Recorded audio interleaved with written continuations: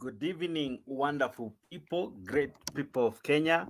Great to see you, great to have you. My name is Jakes, the moderator.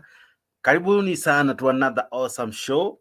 Today we are slow on politics, but more to serious matters affecting our country. Yeah, you had asked for it, and today I give it to you. Today we discuss the state of our churches and above all the men of God, the clergy. No one in particular, but all of them. Not that we don't respect them, we value them, and above all, we believe in the true doctrines and in true worship. We believe in all the Catholics, we believe in the Muslim faith, we believe in the freedom of worship as rightfully expressed in our constitution. But of late, makanisa zimegonga vichwa vya habari with pastors and men of God hitting the news headlines almost on a daily basis, all in the name of God. We have seen people dying, all in the name of God. We have seen many things happening, all in the name of God. Miracles, some may not say they are true or not, but we have seen some miracles being faked or allegedly faked, all in the name of God. Tumeona visanga, vituko, watu wanaambiwa wauze mali yao, watu wanaambiwa wapeane vitu vyao vyote ili kumfurahisha huyu mtumishi wa Mungu. Mtumishi awaye yeyote ana haki ya kuhubiri, maana kila mtu ana mwito aliyeitwa na Mungu kulingana na vile najua, lakini ukitumia mwito wako visivyo, tunaanza kuona maafa yanatokea. Tunaona watu wanazidi kuhadaiwa. Tumeona makanisa zikifungua TV stations ambazo zimekuwa kama ni biashara tu. Sijui wewe umeona vipi ya kuwa kanisa inaweza fungua TV station kama hii ya Mtembei, but the best thing I do ni kukuhada, kukuonyesha jinsi nitakupora, kukuonyesha sarakasi na bwembwe. Tumeona miujiza ikiigwa, tumeona watu ambao hawakuwa wagonjwa wakijifanya walikuwa wagonjwa. Tumeona watu ama tumesikia watu wakisema walikuwa na virusi, lakini hatujakuwa na udhibiti kamili ya kuprove kama ni kweli. Vitu mingi vimesemwa. Hivi majuzi tumeona watu wengi sana wakiambiwa wafunge eti wakifa wataweza kumuona Yesu. Sijui maandiko yako vipi kwa wale ambao wanasoma na wale ambao hawasomi, lakini iko wazi. Ni sisi tumekataa kusoma maandiko binafsi ama tumeachia tu wahubiri watusomee. So their interpretation is what we carry. That you choose to die because of what I tell you, not what you know to be true from the scripture, backed by sound doctrine. Our country is a religious country, I agree, but are we now using religion to trick people? We have seen people even using religion to campaign. We have seen even the church being used to speak false prophecies, saying Fulani will win, Fulani will not win, Fulani is of God, Fulani is not of God. Our church today has become theatrical. We know the teachings of Jesus feeding the 5,000, but now it is the 5,000 feeding the one. We have Jesus of Tongaren who refused to die the second time. But by the end of the day, these are men of God, men of cloth. Right now, when the state of our country is shaking, where are they? We will see them parade themselves quickly when there is politics, when there is a politician entering their churches.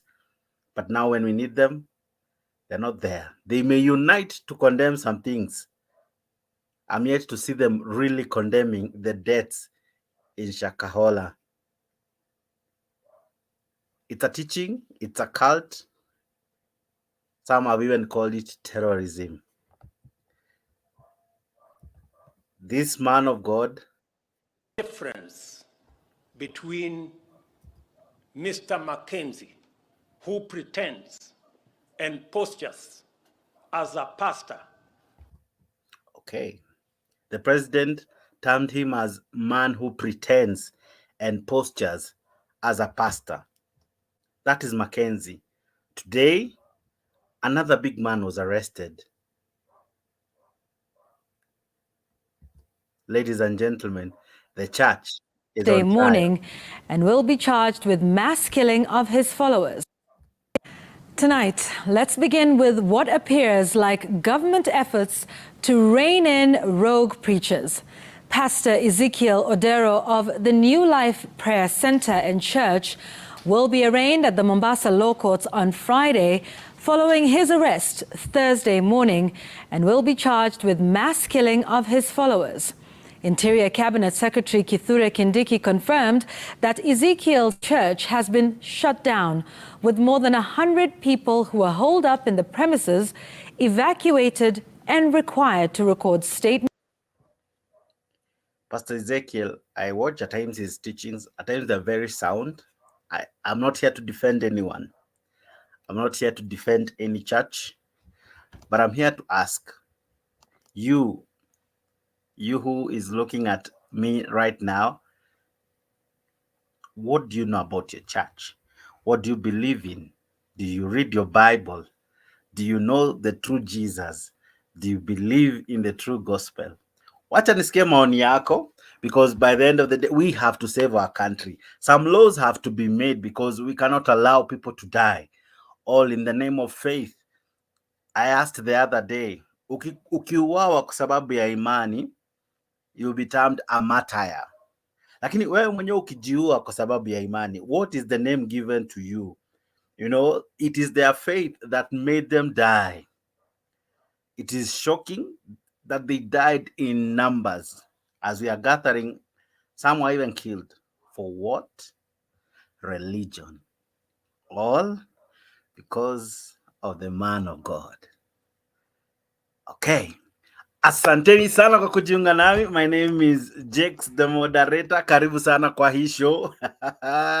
We have a great show lined up for you. Today we discuss so many things making news headlines. Join me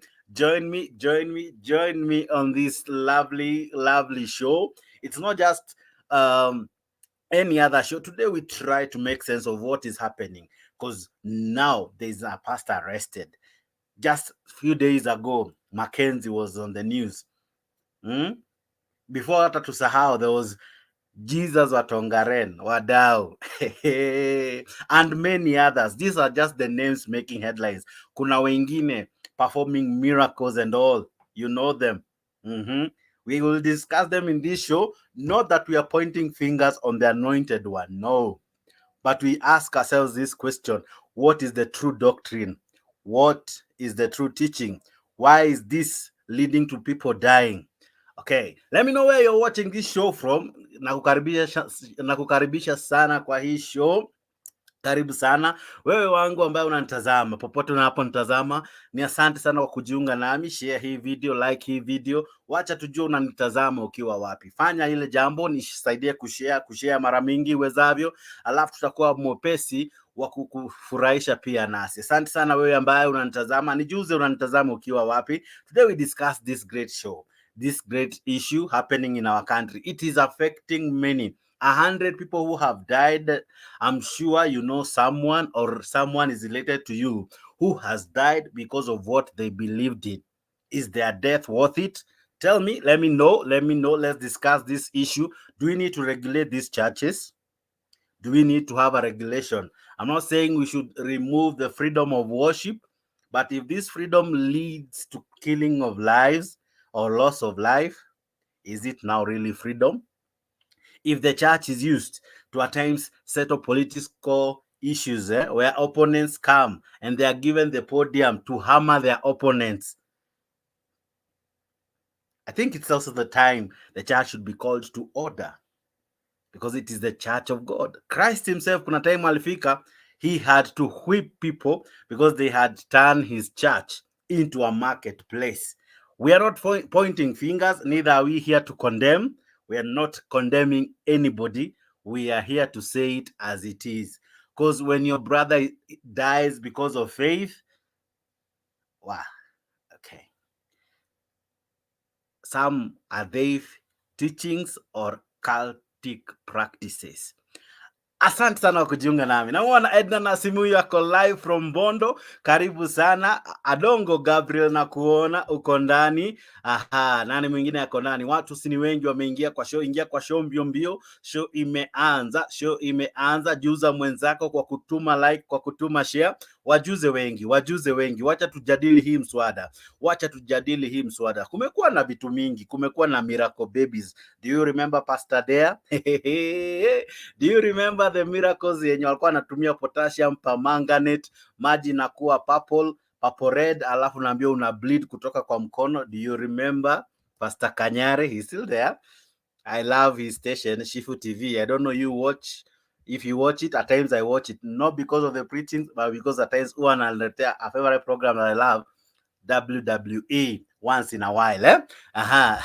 And sometimes anakuwa na movie moja moto, lakini kuna mahali tu huwa sifuati sana. Wewe ambaye ni muumini, je, unaona kama ni kanisa inaingililiwa? Is the Church of Kenya under trial? Why are we seeing these news updates? They are not good, they are not encouraging. Hazikuvutii wewe kumpenda Yesu, sijui kama zinakuvutia, lakini mbona imekuwa ni kila siku kuna mtu anatajwa na hatajwi kwa sababu nzuri? Leo ni Pst Ezekiel na kuna sehemu ambazo ana trend nazo. Kwa mfano yeye kusema mwanangu hauna ndoa. Okay, nijuze maoni yako ni yapi? Namuona Beatrice na Male ako ndani, Gaspar Ramadhan Gaspar ako ndani, bei ya unga bei ya unga, mtu anajiita hivyo, ako ndani. Adele na kuona, Florence Wambua, asante sana, niliongea leo na Florence. Zawadi yako inakufikia, utashangaa. Alice Namba, asante sana na kuona. Paul Chebkatia na kuona. Gary Jackson ya uko ndani ya show. Nathaniel Musioka na kuona. Simeon Wafula na kuona. Gladys Kemunto Magare na kuona. George Nyalo uko ndani. Ryan Kipro uko ndani. Okaka Cholj uko ndani. Peter Obura uko ndani. Kavondu Rofas uko ndani. Nani mwingine hapa? Na Wagamba Rogers, Wagamba Rogers, sorry, uko ndani ya show. Emmanuel Coril na kuona. Gabriela uko ndani. Rogers uko ndani. Jane Nongari Njoroge uko ndani. Ontito Rinani uko ndani. John Ruguno uko ndani. Eric Ogechi uko ndani. Kate J uko ndani. Nasema hivi, I think Jesus is the final judge. I agree. Pastor Peter Akasamba, I would wish to have you, Pastor. I would wish to have you on this show for you to explain some teachings to us, and some doctrines to us. Ninamuona nani hapa? Evelyn Sore uko ndani. Emmanuel Kirui uko ndani. Namuona Mwega Mwendwa ako ndani. Na wewe pia unaweza ingia kwa hii show. Nitakueleza jinsi ya kuingia, lakini kabla ya kuingia, wacha tusikize matamshi mawili matatu, kwa sababu hili swala limeanza kutisha. Nakumbuka kuna wakati kidogo mkewe Raila Odinga alisema aidha imefika ni wakati kanisa ziwe regulated. Of course ilinua mhemko mkali katika nchi, watu walibishana. Watu walisema unajua haifai kanisa ziingililiwe, haifai mke wa Raila Odinga kusema hivyo, na watu wakasema mambo mengi. Mwisho wa siku ikapinduliwa. Unajua sasa wakaanza kumvamia yeye as a person, Raila Odinga. Wakasema huyu jamani mganga, hapo sehemu za uganga zikaingilia na mambo mengi. Lakini sasa wewe ukiulizwa, do you think we need to put a law to help our churches? Because hawa wabaya ama hawa wazuri wanaharibiwa na wale wachache wadogo, kwa sababu hata maandiko yanasema chachu ndogo huharibu donge nzima. Yani a small yeast inafanya kitu, yeast tunaikanga tu kidogo, lakini inafanya kazi kubwa sana. So this small number of men of God, with all due respect, are destroying the reputation of many others who are good. I know of good men of God, respectable men of God, but a selected few are destroying the good name, the good name of our good God. I don't know about you. That's my take. Me as Jakes. This is not the same as Zamtembei. This is not same as anyone else but my take. And I need to hear from you. Nataka kusikia kutoka kwako. Tuma ujumbe tu hapo kando. Tuma ujumbe hapo kando. The men of God are doing that thing. That thing that, is it bringing more members to the churches? We are seeing people flocking in these churches. Are they getting the correct doctrine? That one is debatable. Are they being taught the word of God, the genuine word of God? It's God to judge that one. But you, what do you think should happen? Close to 100 people have lost their lives. If you open the TV station, there are so many of them. Some come with miracles that when you take this amount of water, you are cured of chronic illnesses, diabetes, hypertension, HIV, name them. A bottle of water. I am not condemning, I'm not pointing fingers. I'm asking you, should something be done? Karibu sana kwa show, karibu sana kwa show. Lakini mimi sitabonga sana, nataka usikize semi. Nitaanza na semi za rais. Aliyokuwa siku moja aliaminika walikuwa na mkutano wa kikanisa na Pst Ezekiel, Pst McKenzie alihudhuria. Lakini baada ya masiku kidogo, baada ya ripoti kutokea, what we are seeing in Kilifi, in Shakahola, is akin, no difference between Mr. McKenzie, who pretends and postures as a pastor, when in fact he is a terrible criminal. Terrorists use religion to advance their heinous acts. People like Mr. McKenzie are using religion to do exactly the same thing. I want to say that the government of Kenya, and I have instructed the agencies responsible to take up the matter and to get to the root cause and to the bottom of the activities of religious or people who want to use religion to advance weird, unacceptable ideology in the Republic of Kenya that is causing unnecessary loss of life. Let me also say that any religious group that preaches against the tenets of the Constitution, any religious institution that teaches against seeking medical attention or going to school, those responsible should be prosecuted. Those institutions and those religious institutions should be closed down because they are working against the collective interest of the people of Kenya. Let me say, for the avoidance of doubt, that people like McKenzie and all other terrorists and criminals do not belong to any religion. They belong to jail, and that is where they should be. I wish you, the graduates who are standing before you, before me, and before us, the best as you discharge your responsibility. Reports. Thursday efforts to rein in rogue preachers. Pst Ezekiel Odero of the New Life Prayer Center and Church will be arraigned at the Mombasa Law Courts on Friday following his arrest Thursday morning, and will be charged with mass killing of his followers. Interior Cabinet Secretary Kithure Kindiki confirmed that Ezekiel's church has been shut down, with more than 100 people who are holed up in the premises evacuated and required to record statements with police. Seth Olale reports.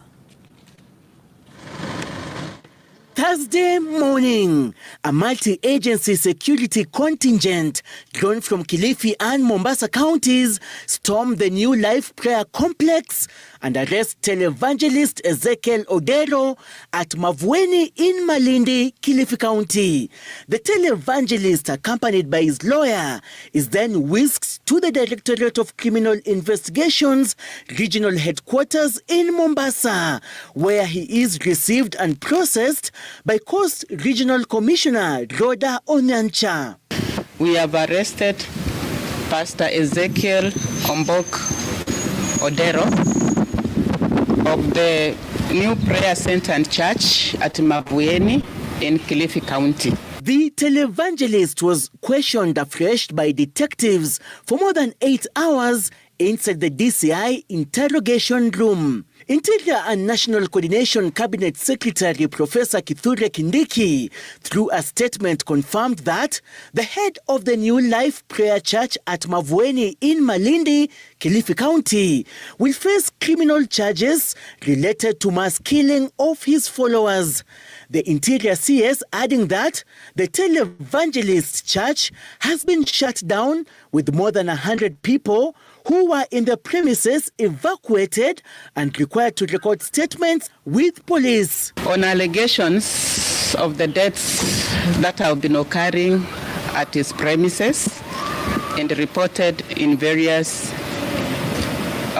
morgues or institutions. According to investigations, 5 unreported bodies that had recently been dumped in a private morgue without any documentation by alleged handlers of New Life Prayer Center and Church popped up the investigation's lead. In addition, police have obtained crucial leads from a number of private morgues in Kilifi and Malindi that have been receiving unidentified and undocumented bodies from handlers of New Life Prayer Center and Church. According to police investigations, the Malindi Sub-County Hospital morgue has in the recent month been full to capacity, raising eyebrows as to the cause of the increased death rate in the region. Detectives are also investigating how and who the said bodies were released to for burial without burial permits and police abstracts. Until Thursday evening, televangelist Ezekiel Odero of New Life Prayer Center and Church was pleading to be issued with a police bond in order to present himself in court, but his request was turned down. No charge exists. I have no idea what they can come up with. As I told you earlier, they are fishing. Sources privy to the interrogation say the preacher was at pains to explain why he never reported to authorities deaths or life-threatening situations emanating from his followers who flocked his church in hundreds. Ezekiel Odero's arrest comes 48 hours after he was questioned about alleged links to McKenzie, the leader of a cult that has led to the deaths of more than 100 people, allegedly through starvation in Shakahola, Kilifi County. Okay. We are live. We are discussing this issue. You know, I don't want to be quick to judge anything, the link between those two pastors.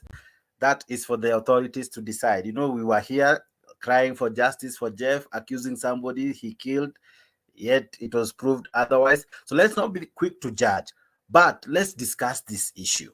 The issue of we have a ministry that is run by a man and a servant of God. But during his tenure of service, a lot of things are crippling in. People are dying in their numbers. Is the church on trial? Is God on trial? Or is this man on trial? Is you the mshirika, wewe ambaye unashiriki hii kanisa, because pia wewe umechangia kwa njia moja ama nyingine. Do you do your due diligence to read the word of God? Do you read it on your own ama unangoja kusomewa? Maoni yangu tu, Wacha tusikize maoni yako. Namuona Vincent Bishop ako ndani anasema invite me live. Inviting you live is not difficult. This is what you do, sir, Mr. Bishop. Unaingia kupitia link ambao unatumia Mtembei TV, Mtembei YouTube, Mtembei Facebook. Hiyo link itajiandika hapo StreamYard. Hiyo ndio link una click. Ukiklik unawasha kamera, unawasha mic ambazo ziko kwa hiyo app, nafu unajikuta kwa show. Ingia kwa show, tuna mengi ya kudiscuss. Link ndio hiyo hapo umetumiwa na Mtembei TV, Mtembei Official. Let us discuss this issue. What is happening to our churches? What is happening to the body of Christ? What Christ left? We are not discussing about the Muslims. We are not discussing about any other faith hopefuls. We are discussing about the church. Gitash na kuona, Vincent Bishop nimekusema, Jemo Wings uko ndani, Esther Marana na kuona. Lakini baada ya mchungaji kuarestiwa kulikuwa na degree of unrest in the area where the church is. That they were relying on his counsel, his prayers. Followers of televangelist Ezekiel Odero staged protests along the road leading up to the New Life Ministries Church in Mavueni, Kilifi County, demanding that police release him from custody. The faithful say the pastor had not wronged anyone and that they were relying on his counsel, his prayers, and his generosity for survival, while traders who had put up businesses outside the prayer center lamented poor sales. Following his arrest, the church remained closed, with police manning the facility as investigations into his links to Pastor Paul McKenzie, who has been accused of mass killings, intensify. Chemtai Goin reports. Usually this stretch of the road that leads to the New Life Press in the prayer, there was activity at the entrance. Police were on guard manning the facility, which has since been shut down as investigations to unravel the possible link between Pastor Ezekiel Odero and Paul McKenzie continue after some deaths reported in morgues were linked to his premises. And even as police continue to piece together information that will be crucial in facilitating justice for the over 100 people who died under unclear circumstances, with fears that more bodies may be exhumed in the coming days. Followers of Pastor Ezekiel staged protests along the road, leading to the church demanding his release. The followers say Ezekiel was wrongly targeted and that they relied heavily on his wise counsel and generosity. Anataka kusungumuza na serikali yetu na waomba ya kwamba muachilieni huyu mtumishi, maana kuna mambo ambayo anaitisha kwa Mungu kwa sababu ya hii inji, na kama hii inji iko na uchafu kwa sababu ya kanisa, safisheni polepole mkiangalia, tukirekebishana kwa upole. Others saying he gives them a piece of clothing that bears the blessing the believer seeks from the Lord when there are too many attendees and he cannot reach them. Mimi kwa nafanya kibarua ndio nisimeshe watoto. Shida ilikuwa nyingi sana. Alafu vile nilimochi kwa TV kwa jirani, kanikuza mpaka nikakuja hapa. Kenya amenisaidia. Tumeomba serikali atuachie mtumishi wetu. Hakuja aponye watu. Mwenye alitenda mabaya mkute mwenyewe. Traders who have benefited from the influx of faithful protested the closure of the prayer center, saying they were counting losses. Mimi nategemea maboda wale watu wenye wanashuka hapa nikiingiza ndani, na siku mimi mwenyewe wanaweka kama 1000. Leo saa 2 tunamwona pasta akitoka na askari. Hatujawahi kubeba mtu yoyote kuingiza ndani mpaka sasa hivi. Hatujui tutakula nini, na sisi tunakula miongo ya pasta akiwa ndani, na sisi tunapata riski hapo. Na nilikuwa ni mtu wa kuendelea vizuri kibiashara siku zote, lakini leo juu ya hii mvurugu yenye imekuwa, mchungaji ameshikwa, sasa biashara tumeathirika. Kama leo ilifaa ikifikia masaa ya saa 8 niwe nimeuza 800, 900 kuelekea 1000.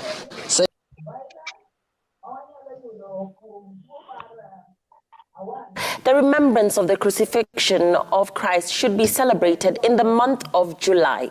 Mukesa, popularly known as Yesu wa Tongaren, says he is not intimidated by talk of his crucifixion on social media. Maria Nyambura reports.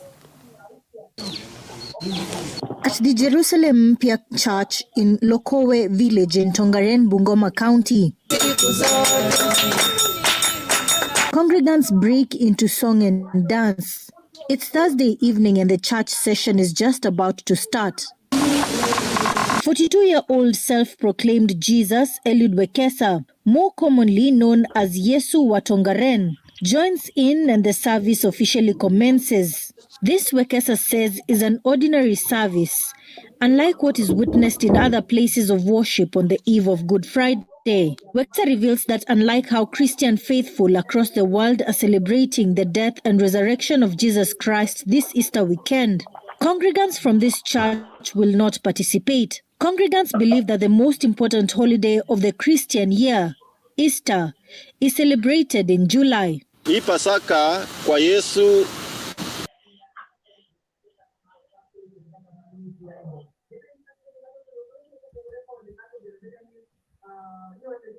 Okay. Ladies and gentlemen, I invite you to have a discussion with us. Karibuni sana. I can see Chalo is on the panelist. I see my friend is also in, Mr. Vice Bishop uko ndani, Eric Otieno uko ndani, Mwalimu Wood uko ndani. Karibuni sana wadau, asante sana kwa kujiunga nami as we try to make sense of what is happening. I'll be playing another clip of the second lady making some remarks concerning this arrest. Join us even as we make sense of what is happening. Wewe Mkenya, wewe ndio unataka kusikia sauti yako. Is it time that we regulate some of these issues so that at least there is a law governing our land? Yeah. I don't know about you, but let's make sense of what is happening. Hii inchi ni inchi yako, inchi ambao wewe unaweza itengeneza pia kwa usemi na semi za kinywa chako. Asante sana, sijui nianze na nani. Acha nianze na huyu jamaa anajiita Vincent Bishop. Vincent, habari ya leo? Kaka, uko wapi leo? Nzuri sana, nashukuru, niko Msabati, Nairobi. Yeah. Maoni yako ni yapi? Maoni yako ni yapi kuhusu swala hili ambalo linachipuka sasa la kanisa, viongozi wake, wahubiri na mambo ambayo yanatokea katika kanisa? Hebu sauti kama uone hiyo kitu. Ngoja kidogo. Maoni yangu, ashua nimekuwa mimi pia ni mtumishi wa Mungu. Nimekuwa nikizungumzia ya mahubiri ambayo yanahubiriwa kuanzia mwaka wa 2014 na kufuatia ibada tofauti ambazo zimechipuka nchini Kenya, kwamba wakati nikienda nikiita watu kwamba ni wakati ufaao kurudi katika Biblia na kujua nini mapenzi ya Mungu. Lakini sababu watu hawana muda wa kurudi katika neno la Bwana na kujua ni nini mapenzi ya Mungu, imebidi wakachukuliwa mateka na elimu ambayo si ya kutoka kwa Mungu. Ndio maana tunayaona haya leo katika nchi yetu ya Kenya. Hata mwaka wa 2016 nilizungumza hapa nikasema serikali inafaa kuchukua hatua kwa mtu ambaye anakataza watoto wasiende shule, anakataza mtu wasiende hospitali ama wasitii serikali. Nikionya kwa idikali, sababu haya ni mazungumzo, haya ni maneno ambayo yameandikwa katika neno la Mungu, sababu nyakati hizi tulizo nazo, nyakati za mwisho, zilianza wakati Yesu alibaa mbinguni. Kuanzia hapo hizo tunaishi ni nyakati za mwisho hata sasa. Kwamba mtu kama hawa watafutwe na wawekwe jela, lakini kuna mtu alichukulia maanani, sababu hiyo wakati serikali haikuwa imeona vifo za watu, haikuwa imeona maana ya kukataza watoto wasiende shule. Kwa nchi yetu inahitaji kurudi na kujua ni nini mapenzi ya Mungu haswa, sababu kama kanisa zimekuwa mingi na sababu watu hawana haja na kujua ni nini mapenzi ya Mungu ama ni nini Mungu anataka, wamejikusanyia walimu vikundi Aswa kitu tunakiona sasa nchi ya Kenya ni kitu ambacho kama serikali ingekuwa inatilia manani kuanzia mwaka wa 2016 hii vivo havingetokea. Yeah. Hizi vivo hazingetokea. Kidogo tu Bishop, nakuja kwako tu saa hii. Dakika tu moja nikubalie nifanye hivi. Wacha nisome ujumbe hapa ya Pastor Peter Akasamba. Pastor Peter anasema hivi, mambo ya McKenzie inahusu Pastor Ezekiel wapi? Maana mimi nasikia vile Kindiki aliongea na jana na DCI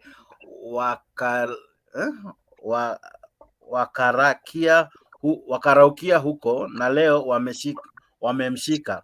Kulingana na vile mambo imekuwa ikiendelea na vile inaendelea, Ezekiel ni kutishwa asije akaongelelea mambo ya McKenzie, maana akiongea litageukia watu wengi katika ulimwengu na kuna siri hapo. Ameendelea na maoni yake ya kuwa haoni sababu ya kushikanisha McKenzie na Pastor Ezekiel. But kulingana na wewe Bishop, shida iko wapi? Because sasa ni kama kwa muda mrefu tumekuwa na hii, si mara ya kwanza. Kulikuwa na miracle babies, kulikuwa na sarakasi nyingi zikitendeka kanisani, all in the name of God. Lakini sasa ni kama imepita kiwango kidogo, kwa sababu yes, Kenya haija happen before ama ime happen, but kwa sasa tunaona watu wengi wanakufa hadi wanazikwa zaidi ya watu 100 kwa sababu tu ya wengine wanasema wataka kukutana na Mungu, wengine wataka kukutana na Yesu. Hata kuna Yesu ambaye tayari ashajitokeza kwa kule Tongaren. Maoni yako wewe kama mhudumu wa kanisa, ni watu hawajui maandiko, ni watu hawasomi maandiko, ama ni watu wametegemea pasta, wanamwamini na kila kitu anachokisema? Hata akikwambia jirusha kwa moto unajirusha bila kujiuliza swala lolote. Vincent Bishop.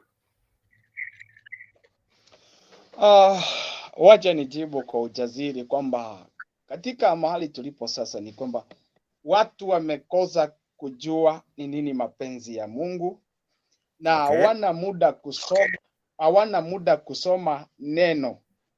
Wana muda wa kusikiza yaliyofanyiwa utafiti. Hawachi katika neno la Bwana na kujua kwa nini pastor amesema hivi, kwa nini anahubiri haya. Sababu unajua changamoto ambalo nilipata tangia nikiwa mtoto ni kwamba nimekuwa nikienda kanisa, lakini ninachokiona unakuta pastor anakuoti mahali fulani peke yake na anazungumzia, watu wanakaa chini wanayasikiza, hawaendi ama kuenda kusoma Biblia na kujua kwamba kwa nini pastor alikuwa anafundisha mahali pale. Na hii maneno yalikuwa yanazungumziwa akina nani? Unaona kama leo unakuta amequote verse, anasema Jeremiah 29 verse 11, for I know the plans I have for you. Hajajua haya maneno yalikuwa yanaandikiwa nani. Hajajua hawa ni akina nani walikuwa nani. Lakini sababu pastor amemwambia I know the plans I have for you. Kulia. Kwamba Mungu ana mpango na mimi.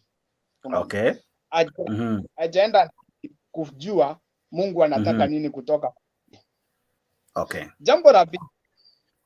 Sababu neno la Mungu linasema katika kitabu cha Wathesaloniki ya 2 kwamba the lawless man will come, mtu ambaye muhalifu wa sheria ama mpotofu atakuja. Atakapokuja kwamba wale wasiopenda kweli.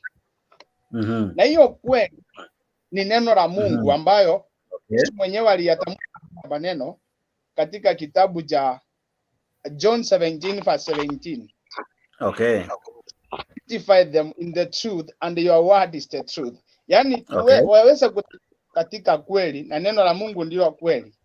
Sasa watu wengi kuchunguza hiyo kweli ili wapate kuokolewa.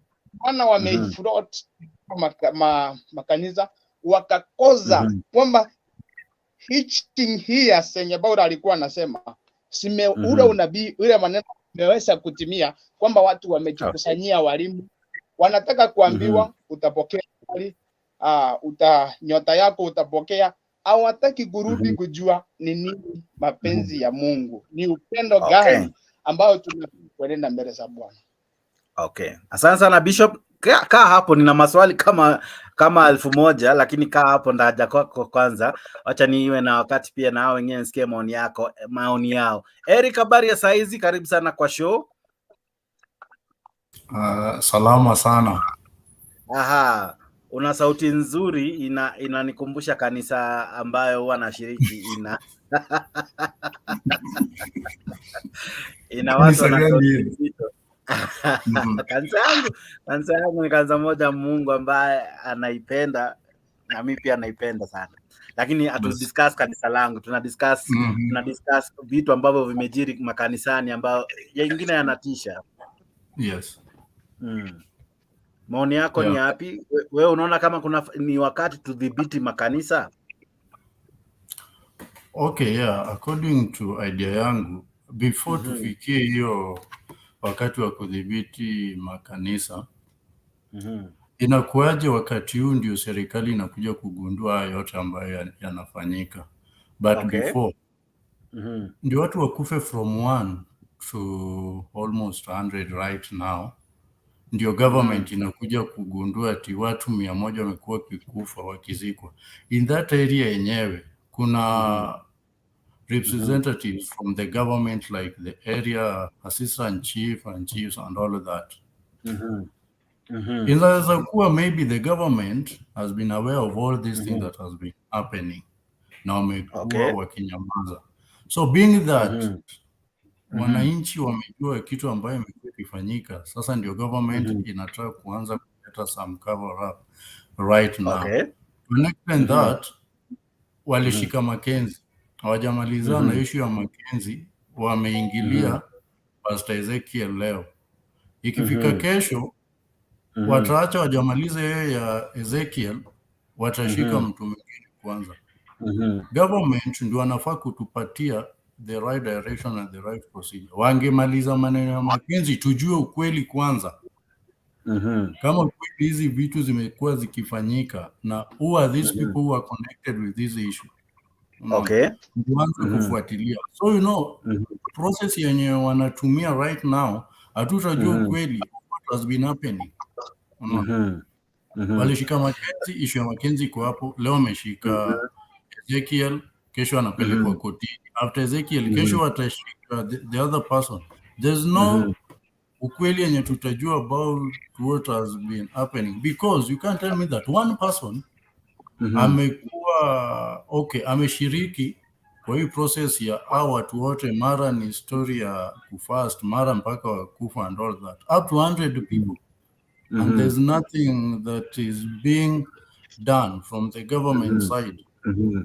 So pande yangu naona kuna kitu ficha ambayo imekuwa ikifanyika. Sasa serikali yetu inaona kuna ukweli inaenda kufanyika, sasa wameanza kuinterfere na makanisa na pastors and all that.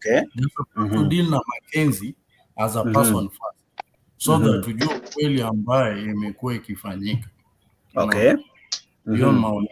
Shikilia tu hapo Eric, sauti yako nzuri, naja kwako tu saa hizi. Mwalimu Wood, habari ya leo? Karibu sana kwa show.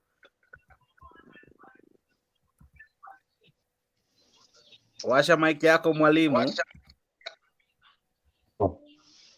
Unanipata sasa? Nakupata vizuri mwalimu. Jinsi gani ilivyo ya kupendeza nina mwalimu kwa show. Habari ya leo? Niko salama sana mandugu zangu. Maoni yako ni yapi? Kanisa imefika mahali ambao inaunda headings na si ati ya jinsi wamesaidia watu kumjua Mungu sana. Ni mambo ambayo ingine inatisha. Sasa nataka kuongea kidogo kuhusu hii maneno yote imetokea. Na upande yangu, hii nchi yenye tuko, hii nchi yetu iko na maneno mingi sana, na wacha tuongee kwanza specifically kuhusu hii maneno imetokea kwa kanisa.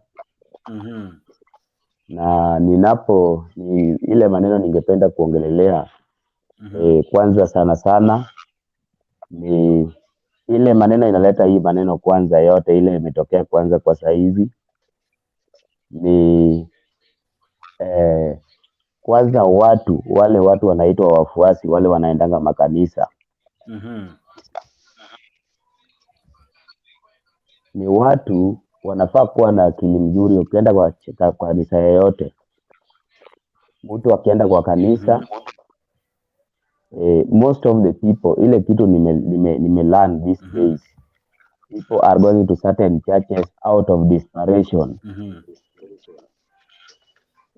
Mtu anajiita Mkristo ajui kujitafutia Mungu. First of all, before we go to church, najua church ndio maneno mingi mtu anaweza jifunza, sijakataa hivyo, lakini sisi hatutaki kutafuta kwanza Mungu kwanza, tuweze kujua Mungu on personal level. Mtu aweze kujua kusoma Biblia. Biblia ukisoma, hiyo ndio constitution ya Mkristo. Wakati umeelewa Biblia, ukienda kwa kanisa yeyote, hakuna mtu atakudanganya. Yes. Ukienda kwa kanisa yote, hakuna mtu akikudanganya. Ukishajua kusoma Biblia na ukuwe na understanding kwa Biblia yako, ukienda kwa kanisa yote, hata kama ni kanisa ya uongo, utakuwa na understanding. Useme hii si kanisa mzuri, huyu mtu ananidanganya. Sijasema hao watu wote wamekuwa wanadanganya. Yes. Another thing, this government, they are hypocrites. Yeah. Yes. Kama saizi kuna mesikia ndugu yangu akiongea hapo ile maneno ya McKenzie. Wanakuja kugundua kama kuna watu wamezikwa watu kadhaa. Ndio wanaanza kuleta maneno ati McKenzie amefanya nini mara nini. Sija support McKenzie, sijasema McKenzie ni mtu mzuri. Lakini mbona hii maneno ijaitokeanga tangu waanze kuzika watu day one mpaka sasa ikafika sasa about 100 people. Yes. Yeah. So mimi kwa maana yangu kwanza kidogo ningependa kusema kitu moja. Mtu anajiita Mkristo, watu wanajiita Wakristo. Mtu kama wewe unaamini kwa Yesu. Wakristo kwanza wakuwe na kitu inaitwa umoja. Wakristo wakuwe watu wenye mtu hata akienda kwa kanisa ingine wasikuwe na ubaguzi. Hii ubaguzi imekuwa within Christianity. Watu wanajiulizanga, hata mpaka Waislamu wanasema kwani Wakristo wanaishi aje? They don't even recognize themselves. Ni watu wako hapo, na unapata Ukristo si kitu inafaa kugawanyishwa ati mimi ni wa dini fulani na mimi ni wa dini fulani. Kristo alikufia mtu yote anayeamini kwake. Na wakati alienda, hakuna mahali alisema ati dini ikuwe hii na hii dini nyingine ikuwe hii na hii dini nyingine ikuwe na haitaki hii nyingine. Hiyo ndio shida ile inatokea kwanza. They don't embrace themselves. Mkristo kuna venye huwa wanajiangalia. Mtu akiona Mkatoliki anaona huyu hakuna kitu anajua. Akiona ya dini fulani anaona kama huyo ni mtu tofauti. We need to embrace ourselves within Christianity first. We practice love, and hizi maneno zingine zote zile zinatokeanga zitakuja kujulikana. Zale maovu yote Mungu atakuja kuziexpose kama kuna maovu within Christianity. Hello. Maoni mazuri sana mwalimu. Na hata kwako tu saa hizi keti tu hapo wewe pamoja na Bishop, nasikia mtanisaidia kujibu maswali mengi. Fedash, vipi habari leo Fedash? Fiti. Uchapeleza mic. Umeshinda aje jamaa? Niko fiti. Mimi nimeshinda. Naona habari zenu. Long time. Tuko salama. Umejificha sana ama ulikuwa umeenda maombi Shakahola? Nilikuwa tuseme hivyo. Nilikuwa nimeenda kuomba alafu nikakuta bwana president alifungwa. Okay. Acha niingie sasa. Nikuulize tu hili swali tu kwa haraka tu. Mungu ni mmoja. Mungu ni mmoja. Right? Yes. Na ule ambaye tunasema ni mbaya, ambaye ni shetani, ni mmoja pia. Ndio. Right? So tunaungana kukemea shetani, lakini wakati tunakuja kumtumikia Mungu, kila mtu anakuwa na kanisa yake. Mbona kuna makanisa mengi sana mpaka mengine yanakuwa ni kama ni cult. Mbona kanisa ziwe nyingi sana na Mungu ni mmoja tunayemwabudu sote. Kweli vile umesema Mungu ni mmoja. Ni kitu cha kustaajabisha. Hata huyo shetani huwa anaabudu Mungu. Hata shetani anatambua Mungu. Hata ni mmoja namna hiyo. So ningependa kusema kila mtu ungana kumpinga, lakini wakati wa kumwabudu Mungu ndio tunakuwa na shida. Hapo ndio tunakuwa na shida. By the way, let me say that the church in Kenya today iko katika njia ambaye ni mbaya sana, because the church ya Kenya saizi imepatiwa uhuru na liberty mingi. In fact, they are misusing the liberty given to them by the constitution, and also they are also misusing the liberty given to them by God. The other time nakumbuka nikiwa kwenye mada nikachangia nikasema ya kwamba the government of today ilifanya makosa sana kudeclare Kenya to be a Christian state. Nikasema kwamba wakati tulideclare Kenya na Christian state, shetani naye akakuja akataka kutuonesha kwamba we are wrong. Kenya is not a Christian state. Kenya is a country that we have so many religions that we have to embrace them. And sema tu ukweli, tangio siku nilikwambia hivyo, it is true right now. In fact, we are very much ashamed of our religion. Na ulipata mfanyikazi. Tutafika hapo, relax. Acha niendelee kwenye mada. Sasa ningependa kusema ninaposema hivyo sina chuki yote, sina any hatred na Christianity. But let me just tell you this for free. Ya kwamba saizi tunaona vile McKenzie ametokezwa, sasa amejitokeza kuna issue 1 2 3. Let me just tell Kenyans ya kwamba McKenzie, in this issue, McKenzie is a very small person. There is a bigger person behind McKenzie. McKenzie is just a small fish. In fact, hata mwenyewe alideclare akasema aliwachana na kanisa kitambo. So there is somebody very powerful, and it is not the devil. It's a human being who is very much behind him. McKenzie was one among those people who supported this government with his whole heart, with his whole effort. In fact, he has been praying for this government on a daily basis. McKenzie, we have seen him in State House. We have seen McKenzie probably in every places that probably the government has been. But this issue, when it arrived, wacha tu nikwambie, kuna hii kitu wakati imetokea vile hiyo distraction please. Can I go ahead? Endelea, ninatafuta nani huyu ameacha mic, mko wengi nimempata. Endelea. Okay. Endelea. I was saying that mambo. Okay, thank you. Hii mambo ambayo inaendelea, McKenzie is a very small fish, and the government knows what I know the government knows what is happening, and that's why the government is taking us round and round and round. But to tell Kenyans the truth, there is a hidden powerful person behind all this.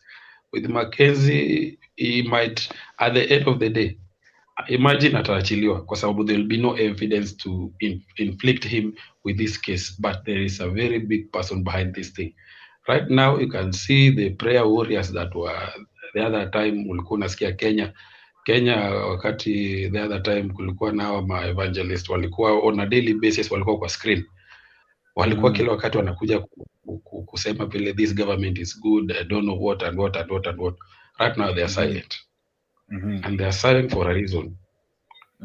One reason only.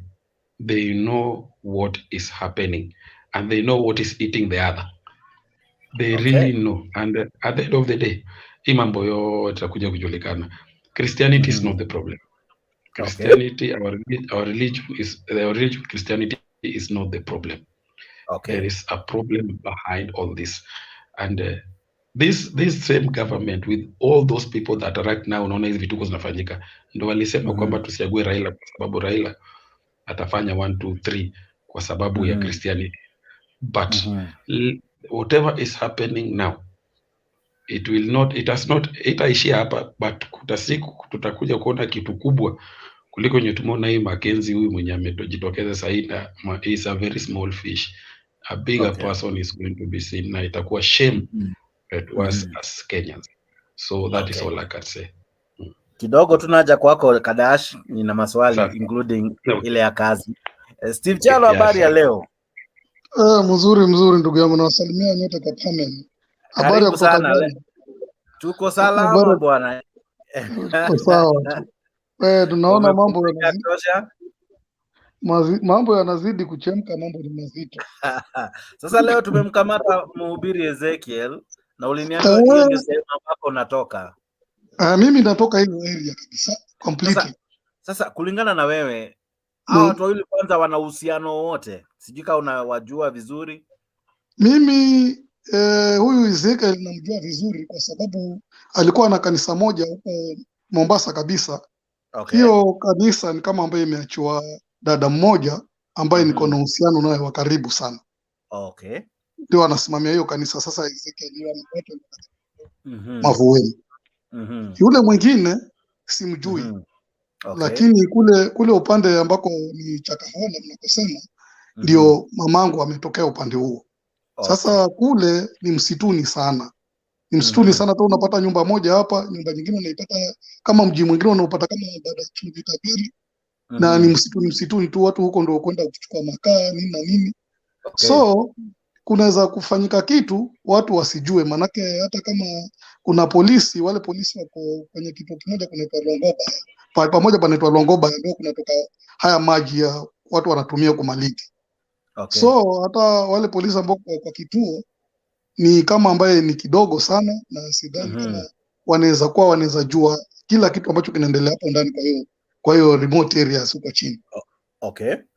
So inaweza kitu ifanyike pale baada ya mwezi mzima ndio watu wajue. Manake kama nimekwambia, kama ninavyosema, nyumba moja iko hata kama kijiji kimoja kama fulani kako hapa, pengine kako kama 2 kilometers away ama more than 2 kilometers away. Unaona? Lakini shida sasa inakuja kwa sababu umaskini ndio unaleta kufanya sisi hata ile Biblia hatuielewi. Ni umaskini na ukosefu wa serikali pia kuangalia watu wake. Kwa mfano mimi juzi nimehesabu nimekuwa mtaa fulani na nikahesabu kanisa, nilipata kanisa 15 na nikapata hospitali moja. Hospitali nilipata moja, lakini kanisa hizi za kupiga ngoma na kulia zilikuwa 15. Nilihesabu 1 2 3, hata sijui kama nilikuwa nimeshikwa na nini, lakini nilifikiria tu acha nihesabu hizi kanisa. So watu wengi bwana wana shida, mtu anafikiria akienda kwa ile kanisa shida yake itatoka. Na pia uvivu unachangia. Uvivu, shida na serikali kutusaidia. Manake mtu anafikiria mimi nikiingia kwa hiyo kanisa jioni nitapata kitu ya kula. Yaani ya kiroho unampatia, yani ile nguvu ya kiroho ya kusurvive hiyo siku. Hata kama hatapata hiyo ugali yenyewe ile ya kwetu ya Kibaluya, kama hatapata, lakini atakipata ile ugali ya kiroho, hiyo siku ataenda lala, manake imepita. Manake ni siku ya kuwa yeye anaweza ingia kanisani kuanzia saa 2 asubuhi hata akitoka ni saa 2 usiku.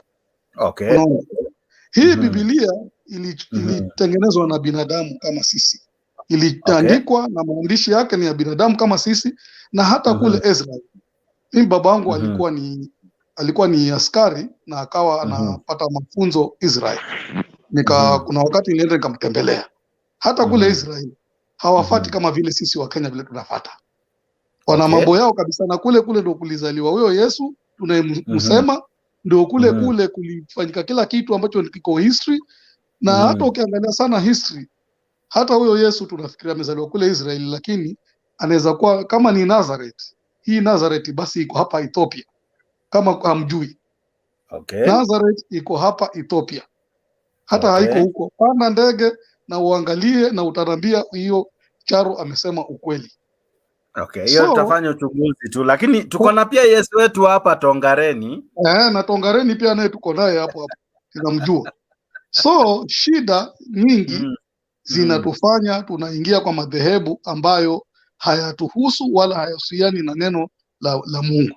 Shida kitu kwamba serikali haituangalii. Nafikiri kuna mama Raila kuna wakati aliongea akiwa Meru kuhusu mambo ya hawa madhehebu na ikafananishwa na Rwanda. Rwanda wamefunga hizo madhehebu mpaka mtu apate license vizuri ndo aweke dhehebu lake.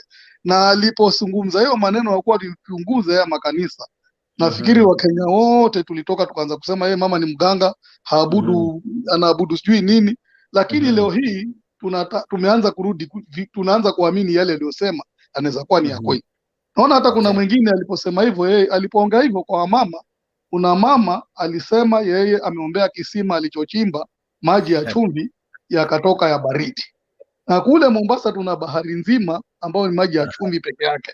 Haezi enda kule tukaombewa tukapata maji ya baridi. Sasa mimi nawasikiza penaleo wenzangu. Haja tu kwako Chalo, najua wewe una mambo mengi na najua utaifanya iwe ya kisiasa tu saa hizi. Siasa. Kabla ifike hapo, kubalie nije kwa Kadak. Wajua hatupendi kusemeana ule ukweli. Siku ile tutakubali. Nakuelewa. Ukweli, mambo yatakuwa mazuri. Tukikubali ukweli siku moja tu mambo yatakwisha vizuri. Lakini kama hatukubali ukweli, nikikwambia ukweli unanitukana ama unaniona mimi niko against wewe, basi hapo hatutakuwa na siku moja ambayo itakuwa nzuri kwetu, hata tukaleta malaika wangapi. Hata tukashika kina Ezekiel karibu wote, hatutakuwa na ukweli. Maana ukweli ndio hatuutaki. Na hiyo ndio shida yetu. Kadak vipi? Sijui kama ulikuwa umefika Shiva. Panaitwa aje jina linapotelea? Panaitwa aje Chalo? Shavahola ama? Shakahola. Unashika hiyo njia ambayo hiyo barabara ukiifuata kutoka Malindi unatoka Tsavo East huko ndani ambayo iko katikati. Okay. Kwa hivyo ni pwani kabisa. Huko ndio nimekwambia mamangu anatoka upande huo. Mimi mwenyewe ni mzaliwa wa Kaloleni Giria. Sasa Kadak, wewe ulikuwa umefika huko mtaa umepotea na wewe. Huko ni Chalo ndio anakaa ndio anakuelewa vizuri. Wewe kuna mambo yametokea huko mpaka yametetemesha kila mahali. Maoni yako ni yapi? Wacha tuanze na maoni yako kabla nikuulize swali. Yes, I think kama venye nilikuwa nimesema pale awali, this is about it is our society. Hivyo ndivyo society yetu imekuwa configured. Na unapata we go to those levels, the extremes za kutrust mtu mmoja, and then we also don't question. And that is why you remember even the first debate that I contributed, I was saying it is also good for us to question. Every time question any issue. Mimi nikikwambia kitu leo, wewe question, because ukiangalia hiyo ni dini, lakini ukiangalia hata ukiingia pande ya siasa, uingie pengine pande ya wale watu wengine wanaamini kuna uchawi, it is the same thing. Hata hiyo uchawi, it is the same thing. Mtu anaenda hakuna haiko, the guy has no powers, lakini inakuwa umeamini kitu narudi kukuaffect, unaona? Watu wenye wameaga kutokana na hao wahubiri wenye in fact they are not even pastors. Wale ni wahuni, in fact wale ni wahuni wenye wanatumia Biblia because it is easy for them kutafuta mali. The same way kama hizi zenye unaona betting farms zenye tuko nazo. Hizi zenye unasikia kwa radio kila siku wanadanganya mtu sijui, and then you also hear the stories. Wale watu wote wenye wamewin hizo bets, unapata mtu alikuwa na shida ya shule, unapata mwingine tena alikuwa na shida sijui ya ugonjwa, inampata tu. Lakini wewe ukijaribu mwaka moja, mwaka mbili, mwaka tatu, huwezi pata, because they are just trying to steal from the public. So I think it's an issue to do with the society. It's only that now this one is extreme because it involves the life of Kenyans, and especially those young kids mwenye. Imagine unaforce mtoto asikule chakula for all that time, alafu unafika wakati they are weak and also pengine unasikia uko na you're out of time, unataka kufa haraka, unamshika mapua mdomo. So, and that is why I was saying, and I support the president when alikuwa anasema, this is a case of terrorism. Because terrorist anakuja kuua. Hakuna kitu ingine. Ule mtu anakuja kuua ndio kesho. Pengine umeuza shamba lako, umempelekea pesa na kesho wanaona pengine unaweza pata ile akili ikurudie, ufikirie kumuitisha zile hela zenye ulikuwa umempatia. So huyo mtu anaona heri ya kupatia tena, wewe wacha tuende tu, ukiingia hapa usikule ukufe, utaenda ku heaven ku meet Jesus. Hiyo line anapitia because hataki kuwa question, because yeye mwenyewe hajatumia ile njia yeye. Kwa nini yeye asi serve yeye aende Mungu? Kila mtu anapenda kwenda mbinguni na ukae maisha, tunasikia iko huko maisha ya raha, maisha hakuna kuchoka, hakuna nini, but kwa nini yeye asitangulie? Anawafanya nyinyi mlete watoto wenyu, mwache kazi zenyu, na yeye watoto wake ajawaleta pale, bibi zake ajawaleta pale. Ye mwenyewe ukimwangalia afya yake iko sawa. So I think hii issue ni issue kubwa ya society, and that is why nilikuwa nasema hata tukiweka regulations, weke regulations, ukose kuweka regulations, it's the same, as long as ile siku wa Kenya watajua hakuna kitu utapata kwa urahisi. Lazima ufanye kazi na lazima question, even those in politics. Party leaders, we have to also question questions of power. Si mtu akikwambia ati leo in ndio direction tunataka tu, umuulizi jina unamfuata. Huwa akikuuliza hivi tena unamfuata. So I think because now it may involve watoto, but this is not an issue. That's a small issue. It's only that now involved death. But these are things that I see people going through every day. Mtu anamwamini, and then also the other thing I would probably, ni issue ya hii free to air channels zenye tuko nazo katika zenye zilifunguliwa, the free to air channels. Juu saizi hii ukiwa na pesa kidogo kupata TV yako ni rahisi, and those are the TV stations that are being used to the aim yao ni pesa, because most of these pastors, actually all of these pastors are wealthy people. A few years hawakuanga na pesa, saizi wako na pesa, and the only thing that they are preaching is prosperity gospel. Prosperity, lazima uombewe, sijui lazima ufanye maombi. Ni mzuri usema wewe amini Mungu wako, soma Biblia ikupatia mawaidha na zile venye unastahili kukaa wewe mwenyewe na wale watu wengine mna in the society around you, but don't be used because wana quote line moja ya Biblia, wana magnify, they mislead people. Na juu watu wengi wako na shida. Kuna watu wenye ni wagonjwa, they are desperate, so they will just hang on anything. Kuna watu wengine now they are desperate, they are poor, they will just hang on anything, because what the problem with Kenyans also, we want to get rich very quick, and it is not even people build wealth over a period of time, and that is why unaona watu wanakuwa gullible. Unapata mtu anaambiwa enda kesho protest, unga iko wewe nunua unga 230, kesho unasikia kuna boardroom ngai maneno ya unga, ngai maneno ya nini, inasasa nyinyi msiprotest, maneno yenu tutaangalia. Inakaa mwaka mzima, miaka 2 miaka 3, tena kukuja issue nyingine yenye itakuwa ina affect, you will come with an issue yenye inakuwa affect, because they know Kenyans are gullible, and as long as we don't now start questioning our leaders, then that is we still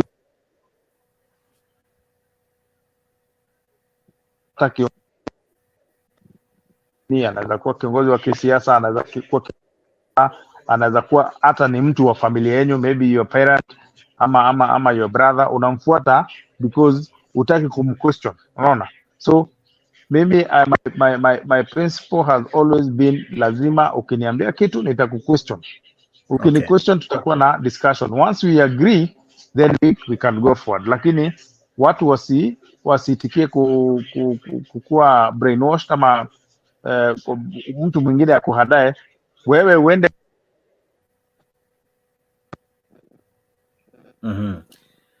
Kadash, ina challenge na sauti yako, sijui kwa nini unakatika katika. Sorry? Sauti yako inakatika katika.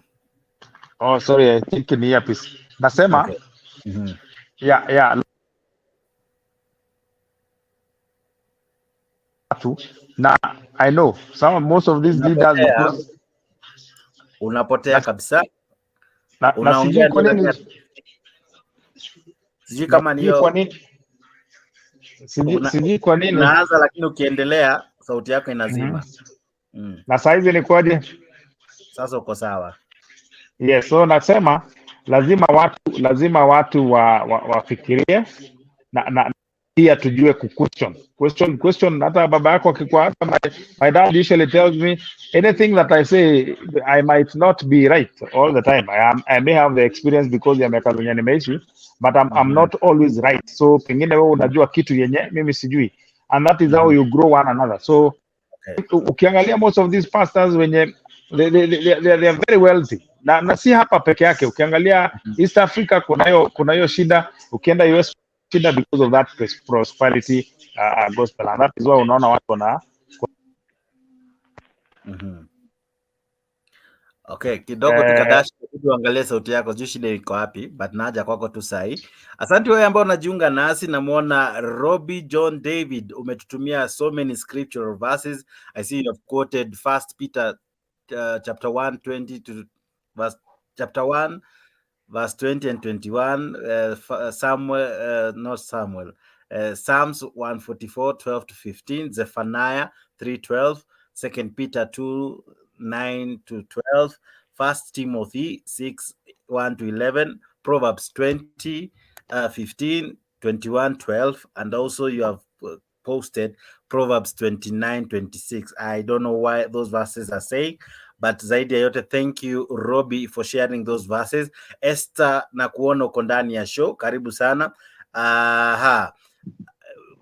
Emmanuel Kirui, habari ya leo? Mbona kanisa zimekuwa hivi? Shida inakuwa iko wapi? Ni hii freedom of worship ambayo imekuwa overused, ama what's the problem? You see, the problem is I can support what Stephen said concerning poverty. Because people are going to church not because they want to be born again, because of the problems that they have. And you will find them just like the case of McKenzie. It's like telling people not to eat, not to drink, and he himself is working with water. In fact, I saw him while he was coming in a police custody, carrying water in his hand. Meaning, he's actually teaching people things that is not doing. Poverty is the one that takes people to the church in most cases. The government again is not taking its responsibility. I agree with what Orengo had said some days back. He said the government is eating its people. How comes things like what has happened in Shakahola Forest transpired without the concept of the government? 800 acres is a big farm. Who is the owner of this farm if it is not McKenzie? What is the business in this farm?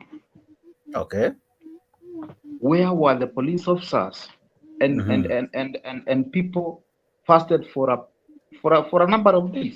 It was not a day.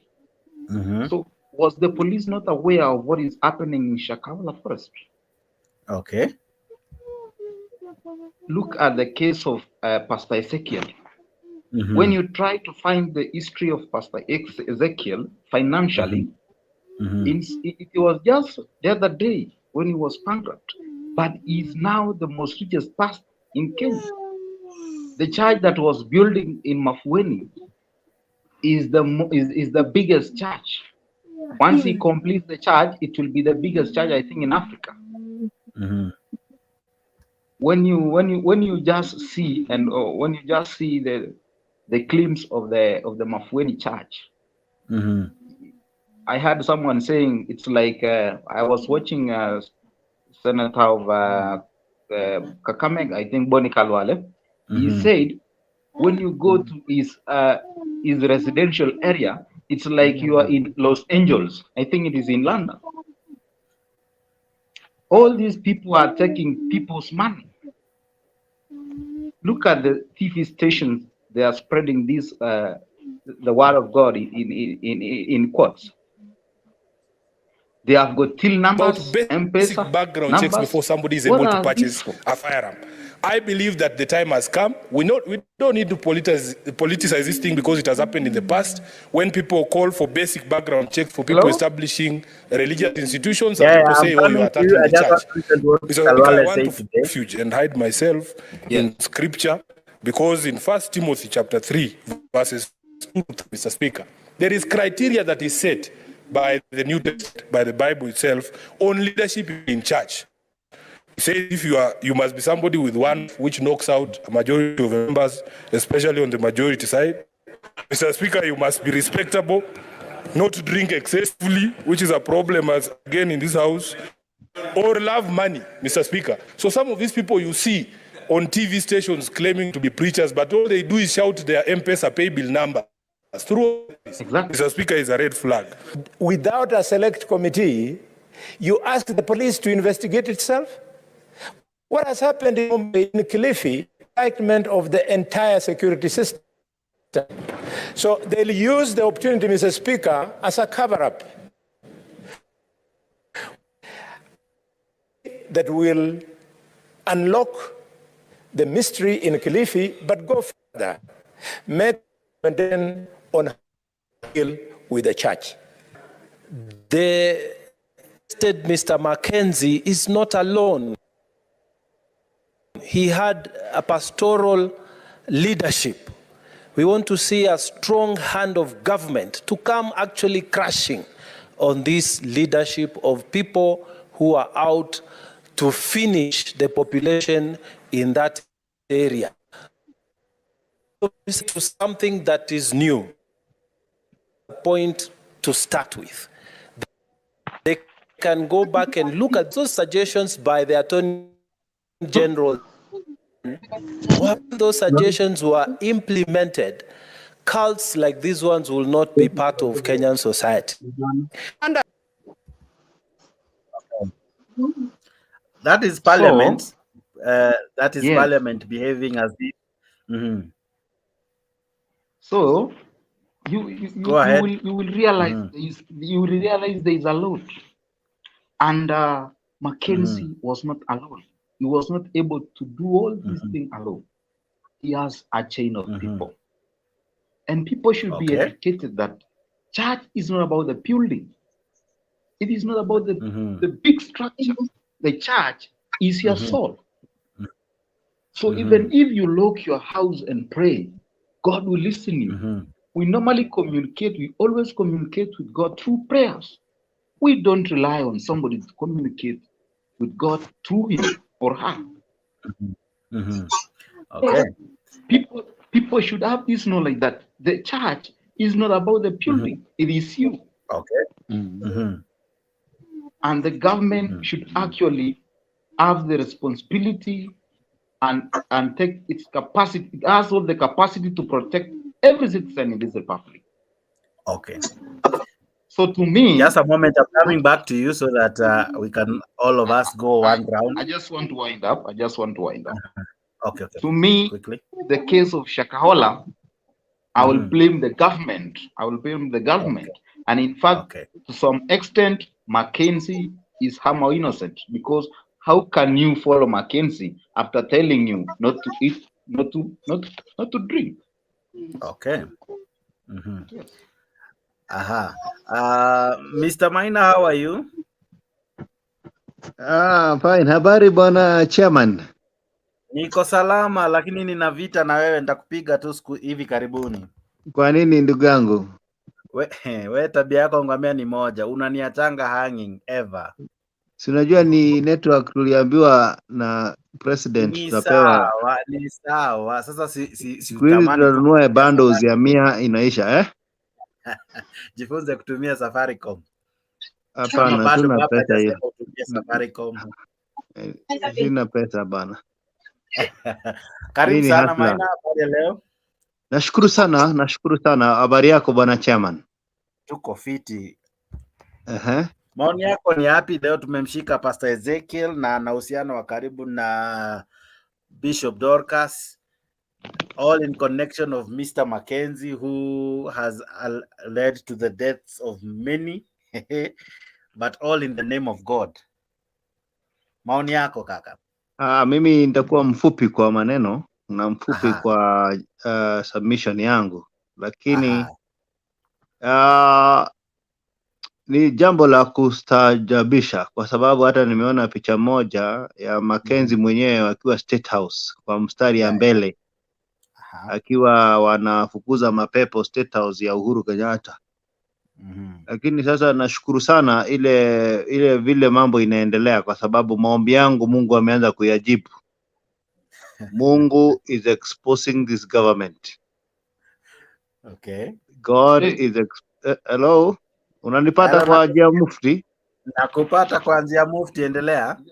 Hii serikali iliundwa kwa mauongo na wahubiri wa mauongo, na ndio sababu unaona yale mambo inafanyika. Si kisiasa, si kiuchumi na si kiroho.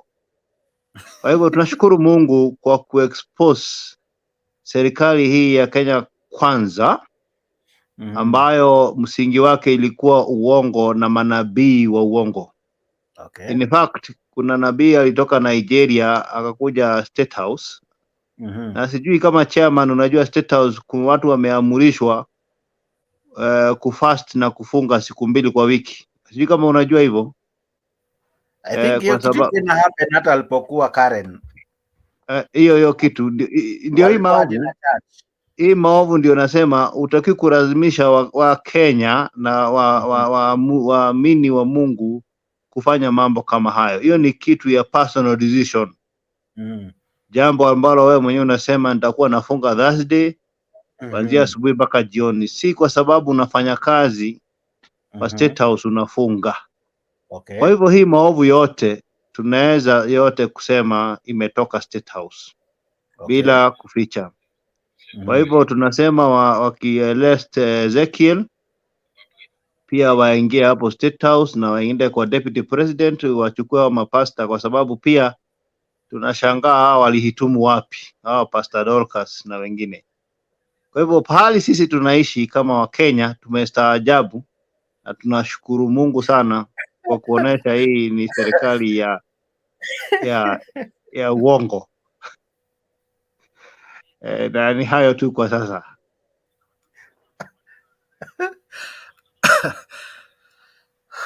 Kadak najua hakubaliani na wewe.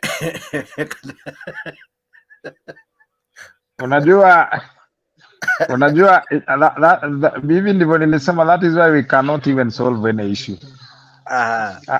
Hiyo picha anasema McKenzie alikuanga State House, hiyo ni uongo because hizo ilikuanga ni Photoshop. Number 2, McKenzie amekuwa na makesi kutoka 2017. Kwa hivyo angepata clearance ya State House. State House kuingia lazima upate clearance. Hiyo ni uongo pia. He has been running criminal activities from 2017. So that must always be objective with what you're saying. We actually discussing a very sad thing. Wewe jiambie mtoto wa miaka 2, miaka 3 anaambiwa fast for a whole mpaka akufe. Can you imagine the pain? And then now mtu mwingine hapa analeta trivial issues ya kusema serikali yani wa Kenya. Mimi ni mmoja mwenye nilivotia William Ruto na akashinda. I know he won. Na hii cult yenye unaona McKenzie amefanya kupatia watu wake mpaka wanajiua. It is the same cult yenye kwa politics. Bwana chairman ni kama nimeguzwa point of order. Tulishindwa. So nakupa right of reply Mr. I'm standing on the point of order ya kuguzwa. I'll give you a point of reply. I'll do you a good one. Let me give you a point of reply. Let him finish. Endelea Kadak. Kadak umepoteza sauti. Naona kama Mungu ananitetea huko. Unaona ananyongwa na Roho Mtakatifu. Ananyongwa na Roho Mtakatifu. Hawezi ongea sana kwa sababu anadanganya. Kidogo Maina. Kadak, your voice. Kadak, we cannot hear you. Kadak, hatukusikii. Nyongo huyo wachaneni na jamii. Ni Roho Mtakatifu. Mimi nakusikia. Mimi nasikia. Kidogo tu vizuri kabisa. Lakini hatukusikii hata jina hata moja. Saizi ndio nilikuwa nasema. Aha. Endelea, sasa uko sawa. Umepotea tena. Aje tutamuombea ndugu yangu, ndamuonesha kanisa ya ukweli kwa sababu ni Mungu hataki alete mauongo hapa. Unajua mimi Kadak fanya hivi, log out then log in. Kadak log out. I have sent you the link, log out then log in, probably that will help. Okay, minor right of reply as Kadak is coming back. Thank you so much. Unajua hii inaitangwa selective amnesia. Ati anachukua hiyo ya McKenzie anatuambia ati hii ilikuwa Photoshop. Mimi nashangaa, na hii ya Ezekiel na Dorcas wakuwa wanapiga magoti huko ni Photoshop. What do we believe? So kile kinafanya asiweze kuongea na sisi na Wakenya ni kwa sababu hello? Nimerudi. Anaongea uongo. Yes, I can. Yes, I can hear you. Serikali. Okay. Yes. Biblia inasema Mine is responding to you, Mine is responding and then I'll have you finish. Is it okay, Kadak? Okay, sir. Yeah, that's fine. That's fine. Mina, go ahead.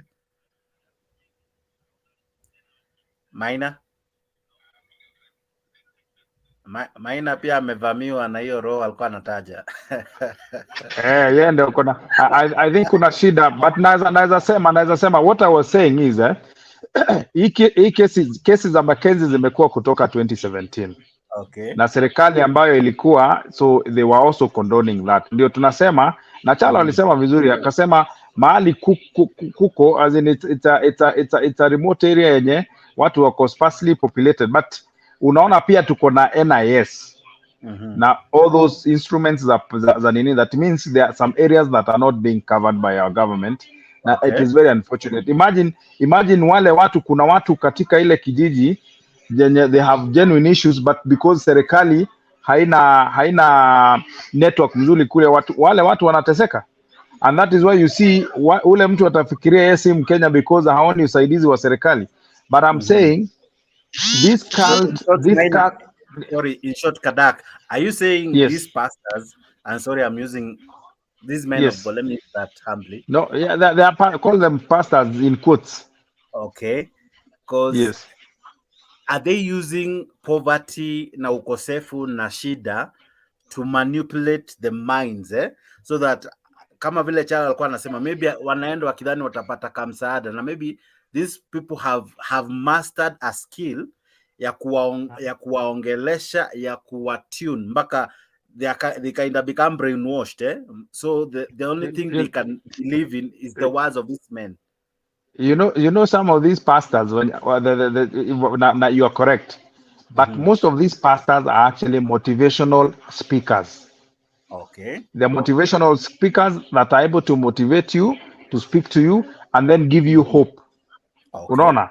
Alafu once they capture your mind, then they're able to control. There are stages. You hauingii tu mara moja. No, there are stages. Number one, they're motivational speakers. Wenye wanakuonyesha kama uko na shida venye itatatuliwa. Kama wewe ni mgonjwa, wanakuonyesha njia yenye maombi itakusaidia kufanya nini? Kupona. But hawakwambii lazima ucombine maombi na daktari, because Mungu mwenyewe ndiye ameleta wale madaktari. So, and then also we also taking, it's a combination of many factors. Number one, kuna shida na poverty.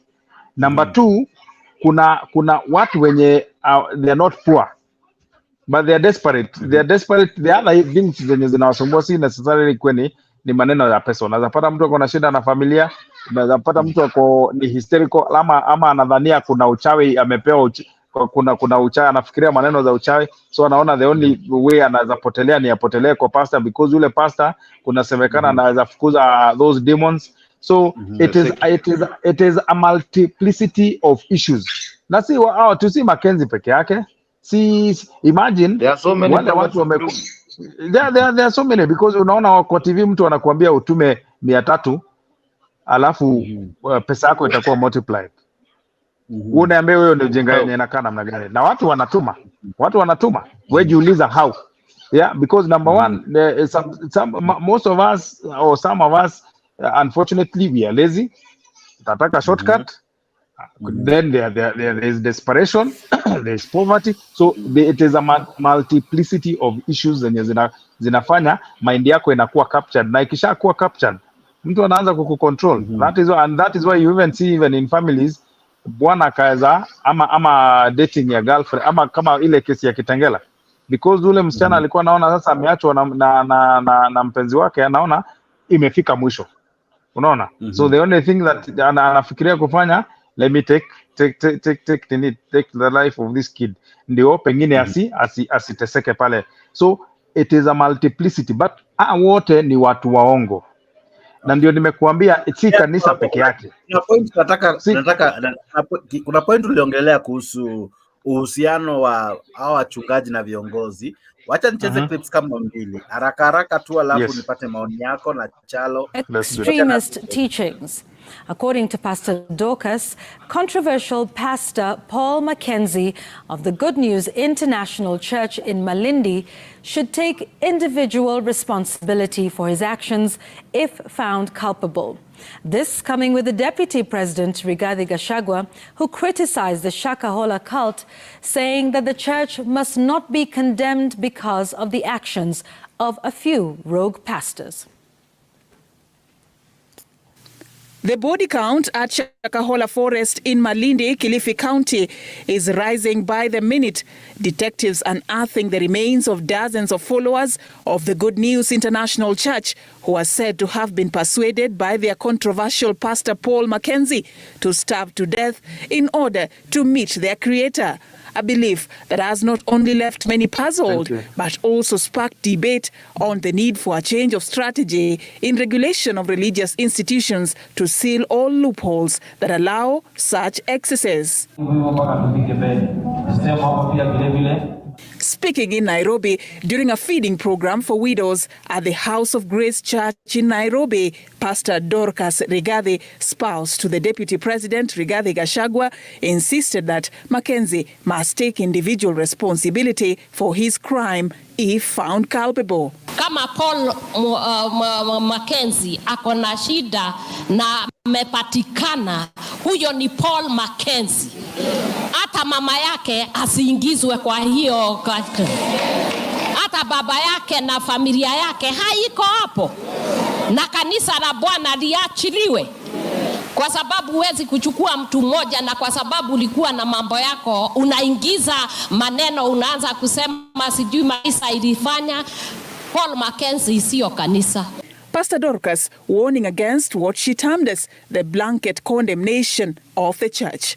Ikiwa mambo ya Mkristo moja akipatikana ako na shida, mwili wote wa Kristo unajumulishwa na kuambiwa kila mtu ako na shida au yeye ni muharifu. Sisi hakuna kitu cha mtu tumeharibu. Remarks that were echoed by Deputy President Rigathi Gachagua, who was speaking separately at a stakeholders meeting at the Kenya School of Government. We cannot condemn the entire church because of the activities of 2 or 3 pastors.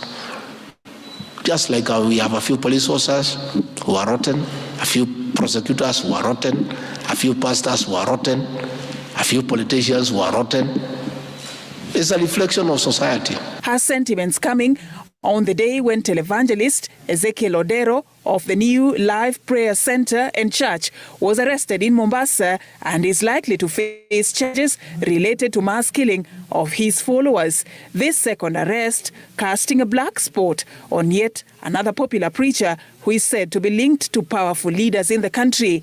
Kenyans went online to make reference of incidents where the controversial pastor has been seen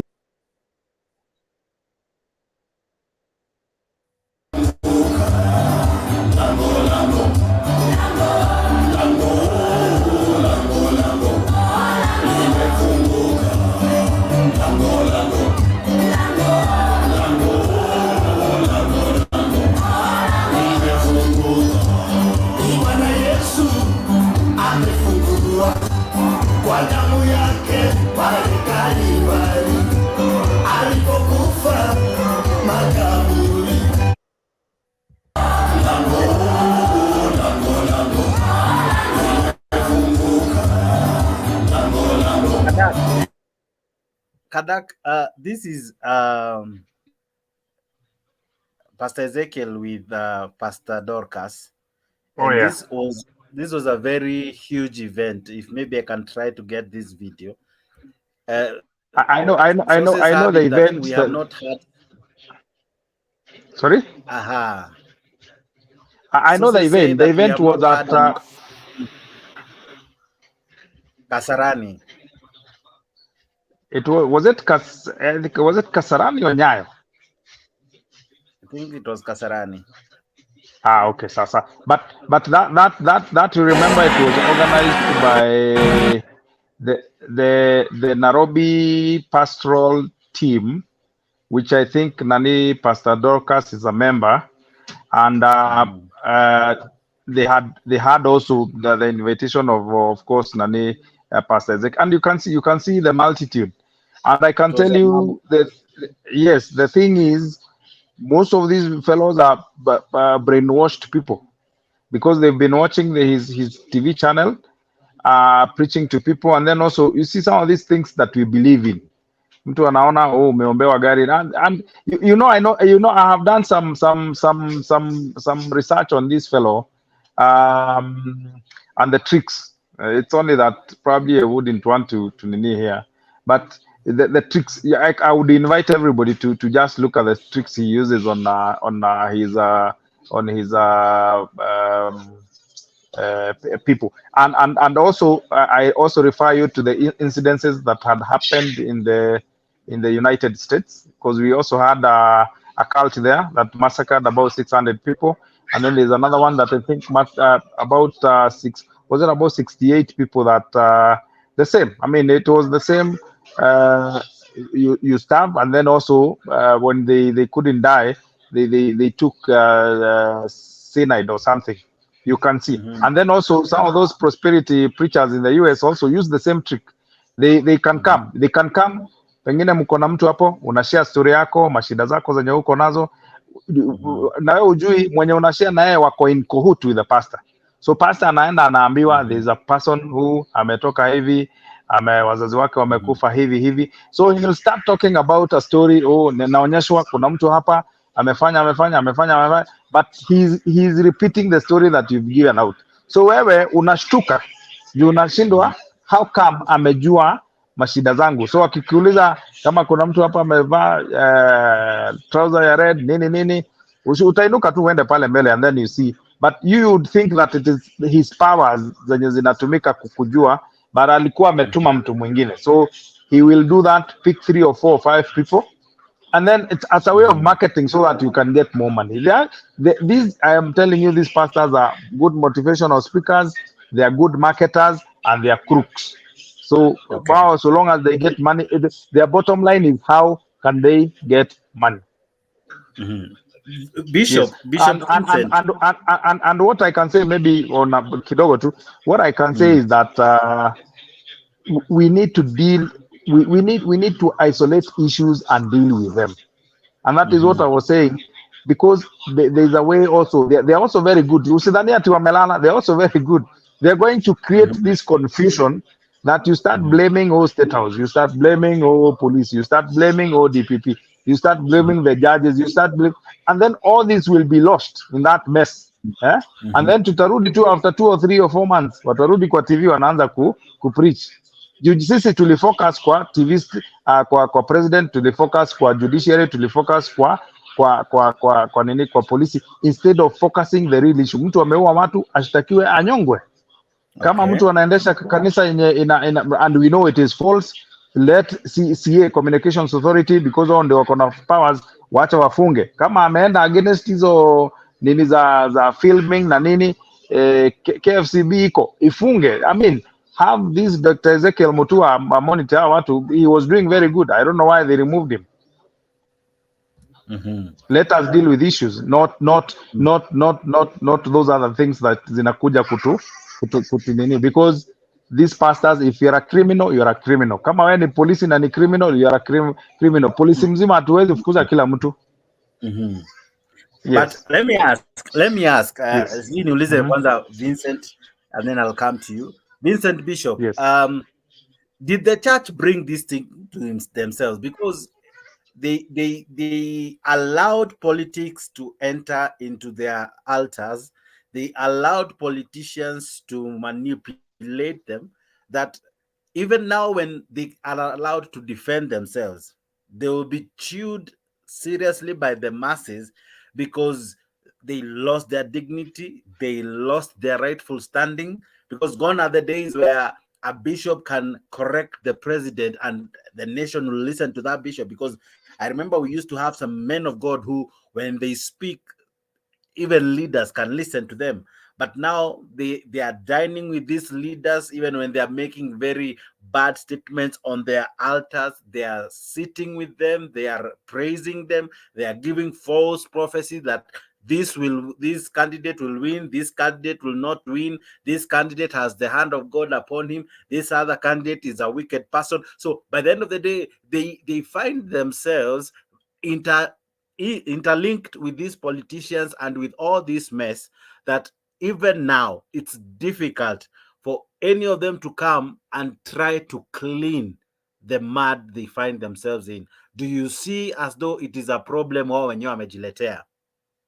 Bishop, washa mic. Vincent, washa mic yako.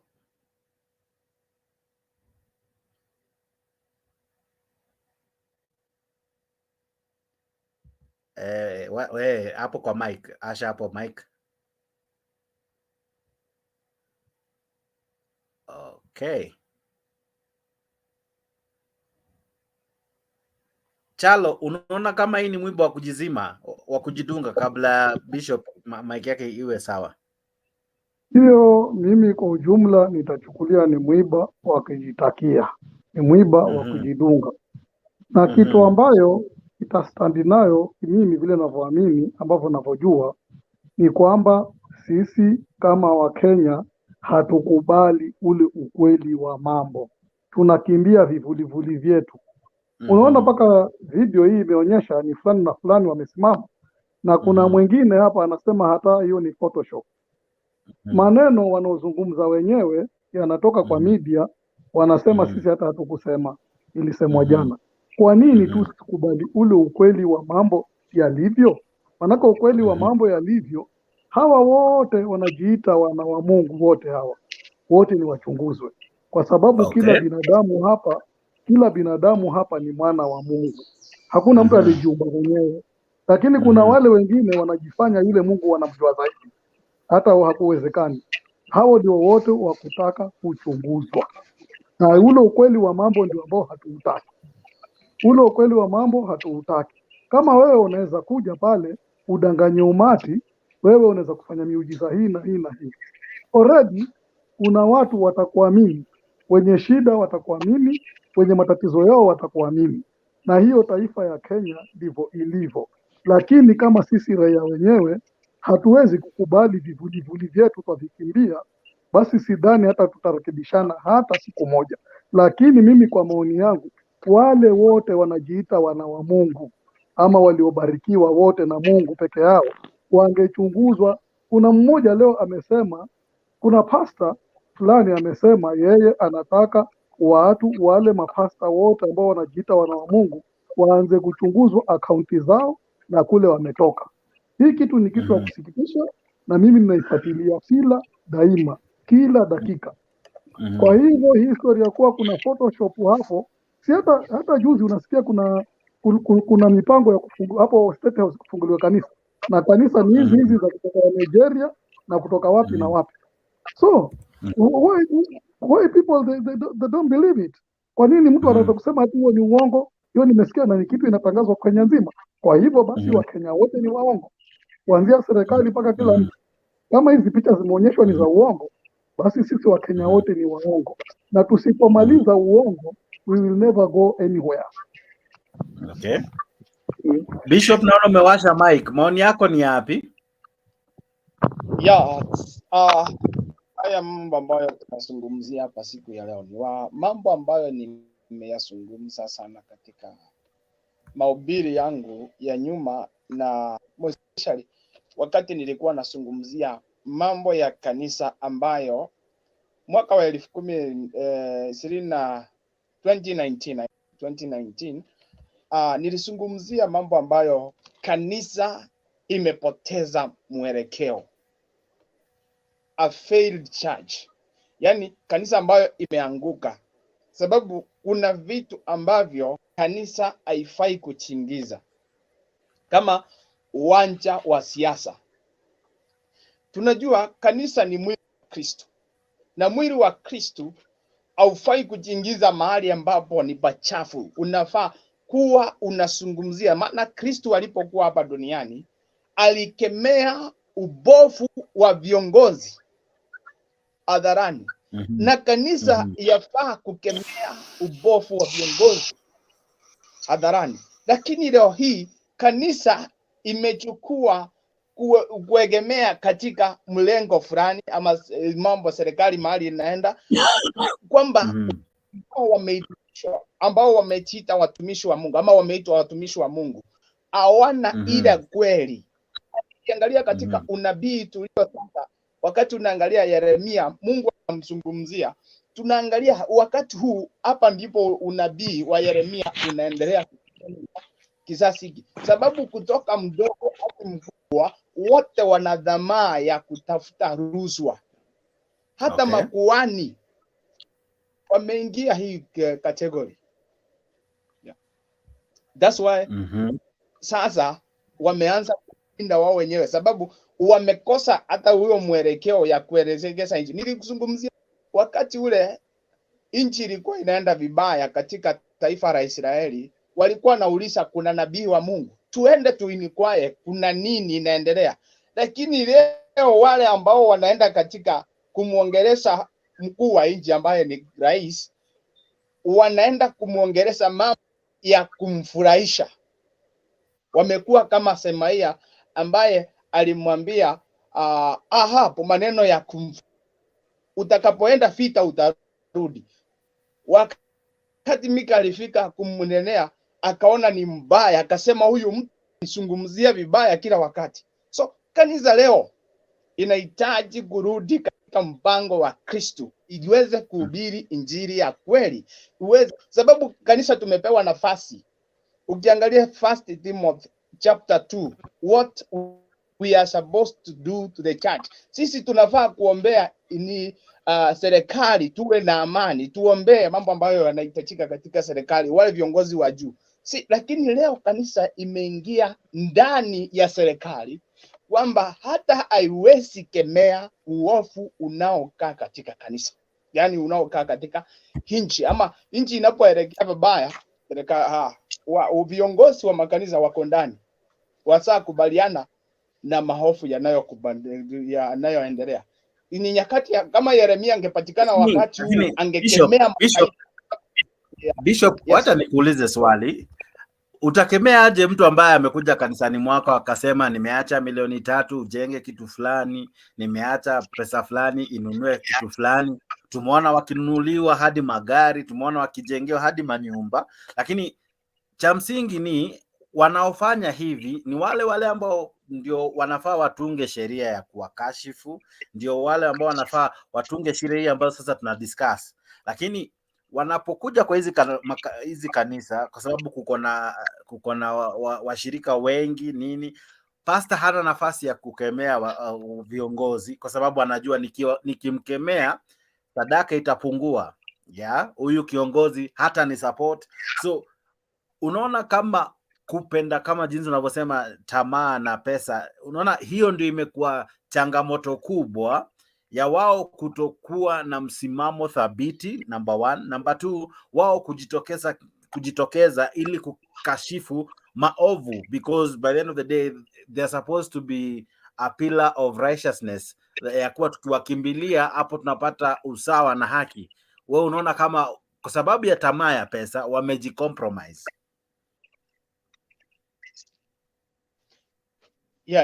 Ni tamaa ya pesa imecompromise the righteousness of the right of the church to rebuke the wickedness of the world. Sababu nimekwambia wakati unaangalia wakati wa unabii wa Yeremia, ukiangalia kitabu cha Yeremia 5 chapter 5 unaona kenye Yeremia anaozungumzia kutoka mkuu hadi kuhani wote wana dhamaa ya rushwa ama corruption. Sababu na watu pia kwa sababu wamependa hivyo wameachiriwa waamini uongo. Sababu watu wamependa. Kwa maana unaona mwisho anajiuliza wakati mwisho utakuja watafanya nini? Sababu wameshakubali. Sasa sababu corruption imechukua kanisa. Haiwezi kemewa. Pastor anaona pesa zimemweka mbele. Tumeona hapa Sifuna akizungumzia mambo ya Pst Timothy chapter 3. Jinsi ya kuhani ama overseer ama bishop ni venye atazungumzia. Kwanza hapa nataka sababu nimekuwa nikisema haya maneno kwamba mwanamke kwanza hafai kuitwa pastor, hafai kuitwa bishop, hafai kuitwa reverend, hafai kuitwa majina haya makubwa ya huduma, sababu neno la Mungu linatuambia vile a bishop as be. Huyu bishop anafaa kuwa aje? Anafaa kuwa mwanaume. Haitatuambia bishop ni mwanamke. Hata leo nilipokuwa kazini kuna watu waliniulizia, "Pastor, unaona mambo venye yanaenda?" Nikamwambia, "Ndio, nimeona venye watu wanaenda." Basi kama wameanza kusika hawa wenye wanaitwa Ezekiel, wanasika McKenzie, waanze pia kutoa wanawake ambao wanaitwa bishop, sababu neno la Mungu alikubaliani na hayo.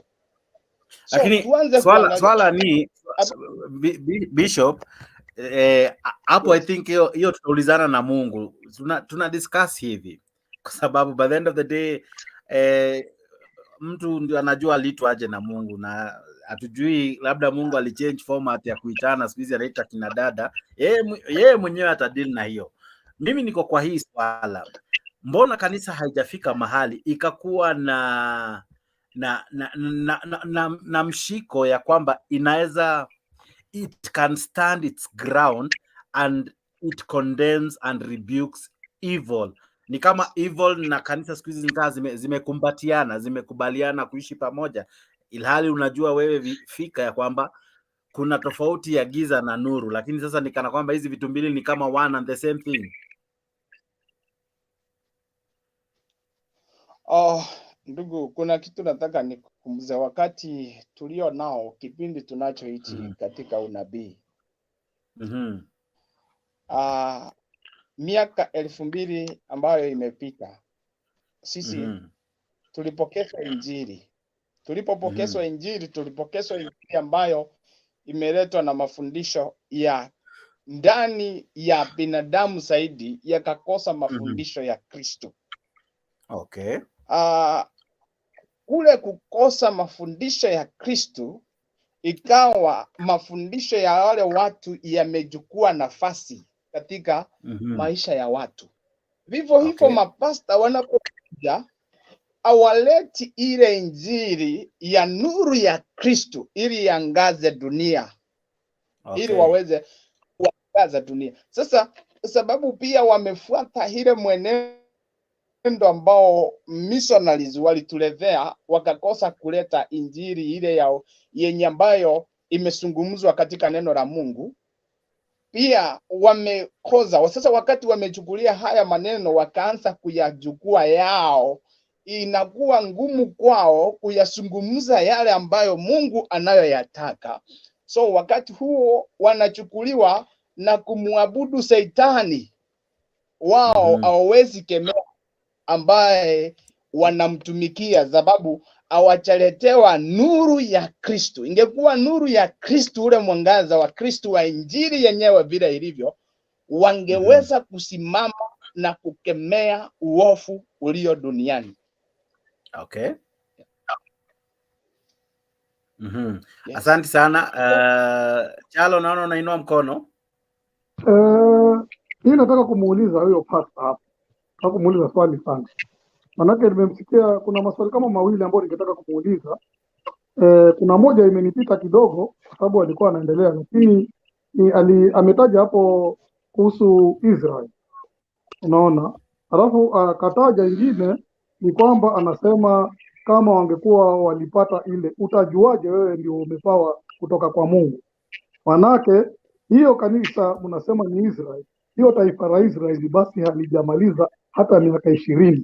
There were Jews who were sent out of Germany by Nazis and then they went there. Kwa hivyo saa nyingine nakwambia, tukisoma hiyo Bible tuisome, tuijue vizuri, na tusije hapa tukadanganyana. Tuweke vizuri na tuwe tunaweza ambiana ule ukweli wa mambo. Before 200 years there was no country with the name of Israel. You can search everywhere. Kwa hivyo wakaanza kusema ati ni Israeli, sijui mimi Mungu ndo amenipa kipao cha kupea wengine. Mungu anapeana kipao kwa kila binadamu yoyote aliyemuumba. Hapeani kwa mtu mwingine akaanze kuhubiria wengine, aanze kusema yeye ndo mtakatifu. Kwanza ukijiita mtakatifu tayari huwa umefanya makosa, manake hujajua siku ya judgment. Okay. Vincent, naona kuna mtu atakusaidia. Sara Kibona, habari ya saizi? Sara atakusaidia, I'm sure she will. Sara, vipi? Sara, can you hear me, Sara Kibona? Yes, Jax. Habari ya saizi? Nzuri. Leo tumemkamata Pst Ezekiel na McKenzie pia ako ndani. Leo Pst Ezekiel amekamatwa na McKenzie bado ako ndani. Wewe unaona vipi? Is the church on trial? Ako ndani ama ametoka? Nani Ezekiel ametoka, I think on bond, I'm not sure, but McKenzie ako ndani. Ati nani ametolewa? Nasema Pastor McKenzie bado ako ndani, amekamatwa. Na Ezekiel? Acha ni confirm tu saa hizi, kuna kitu nilikuwa naangalia kama ameachiliwa ama bado, lakini nadhani bado hajaachiliwa. Sasa mtu kama McKenzie si achukue abebe tu msalaba yake mwenyewe. But unajua una vitu zingine watu hufanya hata mimi bado nashangaa. And for now I don't think what I can comment anything about church. Maskia, I cannot comment anything about church right now. Mwenye anasikia kucomment wacha comment, lakini ikifika kwa siasa mimi niko hapa, but mambo ya kanisa mimi hapana. Swali tu ni unaona kama ni wakati imefika kuwe na law ambayo inadhibiti makanisa?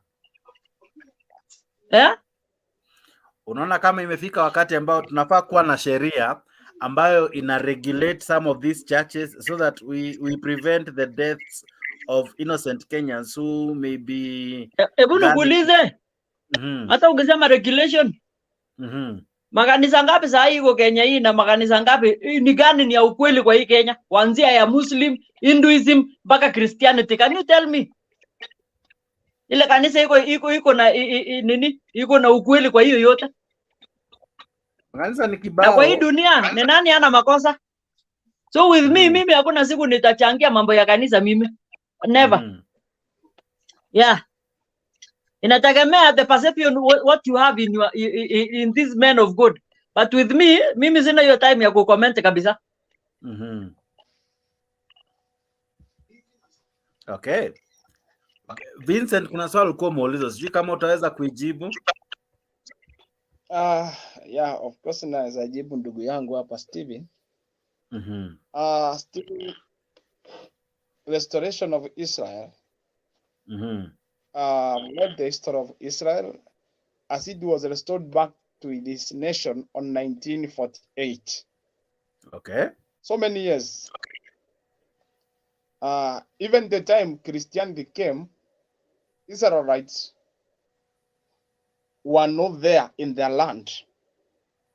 So the Roman Catholic Church started the spread of Christianity through the missionaries for so many years, and of which we see what was opposed by Martin Luther, and Christianity started spreading in that way. When we read back to where even today, the day we worship on Sunday was declared holy on March of 7th, 3:21 AD. Unaweza angalia hizo vitu zote.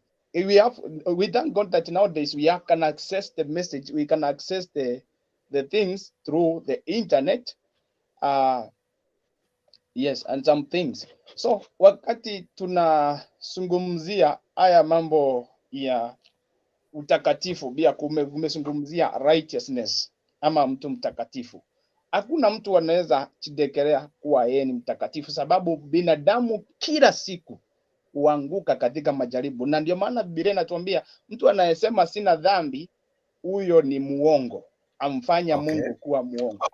Sisi zote kila wakati tunatubu mbele za Mungu, tunatafuta kujua ni nini mapenzi yake mbele za Mungu. So yeah. Kadak na Jogo karibu kuondoka.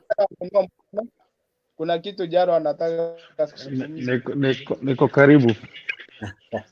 Labda nikusikize alafu ndio nimkaribishe Alexi na kina Maina. Nikuulize tu hivi.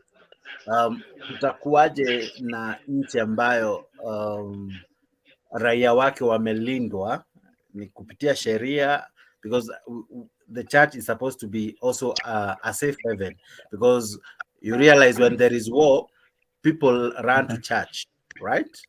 We run there because it's a safe haven. That's what we believe. We believe that it's a hallowed place. We believe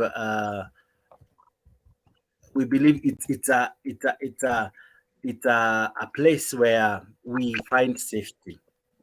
But if the church is now compromised, if the law doesn't regulate, what will save mankind? Can I add a question on him before he also responds to you? Okay. Yeah, he talked about clearance of State House, and I was perturbed because I wanted to ask him, if you have a criminal record, you cannot get into State House, because I was surprised to note that some figures like Didymus Barasa, who had murdered somebody, and of course Waitito and some Washoes people were cleared in State House in so many events. What is this law, and how does it apply? Does it matter who is who? Because even Maisha Juma, he has a murder case in Kilifi. Just tell us. No, I will just send your question back and ask you: is Didymus Barasa convicted? Is Aisha Jumwa convicted? Is all those people that you're talking about, Akina Waitito, convicted? Is there anybody who is convicted? For you to get clearance, for you to access data, it is actually not even done by the president. It is not done by the president. It is done by NIS, and that is why even getting state appointments to the level of the cabinet secretary, to the level of the PS, you need to get clearance, not from EACC, not from CID. You have to get clearance from NIS. That's the procedure, and we can't go back to that. And then also, I before I even answer the moderator's question, there's somebody who said, I think it's the bishop who was saying that, oh, the pastors and the bishops are not supposed to be involved in politics, and the way the church is structured, from he's talked about Israel, the way Israel was claimed or something like that, because he had been challenged by another member about the way we quote Israel, because we're quoting Israel, and it actually started existing in 1949. And also, if you go to Israel, the number of Christians are actually few. Those guys are Jews, and some of them don't actually even believe in Jesus Christ. Most of them, it's only a few populations that align with Christianity. And also tell him that Anglican is a state religion for the Great Britain, and the king right now is the King Charles is the head of Anglican Church. And King Charles is head of state of the Great Britain. He's actually the head of state. They don't have a president, so he's actually the head of state of Great Britain, Canada, Australia, and I think I can't remember the other territories that they have, but and he's also the head of Anglican. So you cannot separate. Okay, we say we are a secular state so that we can accommodate all the other religions that are there, but you cannot separate the imams, the guys who run the Hindu temples, the Christian bishops, from because they get affected by what the government is doing. So you criticize and support. Even during Moi's time, pastors were involved. During Kibaki's time, pastors were involved. During Uhuru's time, there are pastors who are involved. And then also, this clique of pastors that are messing up, it is actually a very small percentage. You can imagine Pastor McKenzie and these other guys, even if you want to combine their followers, probably you can't even go beyond 2 or 3 million. But we have a whole almost 47 million other people who go to these other mainstream churches that we have. There's the other well-structured churches that we have that are not, that go. The pastors go there to teach, and they go there to preach, and they are assisting people. They have children's homes that are being run by those churches. They have other community projects that they're running, like even the Catholic Church. They have a lot of schools that they're doing. If you go to AIC, the same. They have even a hospital. If you go to also Catholic, also they're Akinamata Hospital, they own them. And you go to those mission hospitals, you're treated well. I mean, we can still see the value of those institutions in our community. If you can count the number of boreholes or the number of community projects that have been done by Muslims, like some we have in Nakuru, they are doing brilliant work. They are doing boreholes for people free of charge. They are doing. They're also supporting kids in those less fortunate areas, paying school fees for them and stuff. So we can see the positive impact of religion, and those people are people who preach to you. They guide you. They're also there. I mean, those are places that you can learn to. But we have these other, I can call business. There's a business using church. There's a business that, like the way you can't. There's Al-Shabaab. Al-Shabaab, it is aligned with they call themselves Muslims, but they're not Muslims. These are like McKenzie also, they're calling themselves Christians, but they're not Christians because they don't. Their actions and the actions of a true Christian don't align. You cannot align. So they're actually in two opposite directions. Then their only motivation is to how they can get money and how they can brainwash people too, so that they're able to get money. And then also, you see, our politicians also, they will come in because you see, if I know you have 1,000 people, if I talk to you, you can be able to influence 1,000 people, and I need that 1,000 to top up on what I have so that I can win a seat for me to be able to get into parliament, for me to be able to get into the Senate or governor, so that I may be able to push my policies. I'll do that. I mean, because it will be easier. I mean, that's the only way I can get your vote. And once I get into power, if I'm a good person, then I will try to change and make sure that we don't have people who are brainwashed, because it is actually a time bomb. Today, they've killed maybe more than 200-300 people. You don't know what is going to happen tomorrow. Maybe a radicalized Al-Shabaab will come, and I mean, how many people did they kill at Garissa? So I think we need, and that is what I was saying, we need to separate these issues, because you see, 90% of these churches are good, but we have a percentage that is bad. 90% of Muslims are good, but we have a 10% that is bad. If you go to also Hinduism, if you go to these other religions, like in the Catholics, you have bishops that are molesting kids. You have bishops that are raping kids. Those, you cannot now say close the Catholic Church, the Catholic Church is bad. You need to also balance. These are the bad apples that we have in our society, that we need to remove them. And also, we need to remove the emotions and deal with those issues that are there. And then also, there's something that Charlo was saying, and I think he was trying to say that there are pictures that you're showing. there is a person who had claimed that McKenzie was at State House. And that is the picture that I was saying. Even the moderator has not even shared it, because there are people who are trying to Photoshop and to make it a political issue. McKenzie has never been to State House this when Ruto is the president, because he cannot get clearance. He had active cases in court, and by that time he was not even a pastor, because even his channel had been closed, and that is the channel I think that Ezekiel had inherited, and that is why all these criminal activities when he was doing that is why he was insisting that he be called Mr. McKenzie. So I think we also need to remove the emotions, remove politics, and also deal with these issues, because you see, it can affect. You can have your sister or your brother brainwashed by these characters, and you lose your brother and you lose a sister.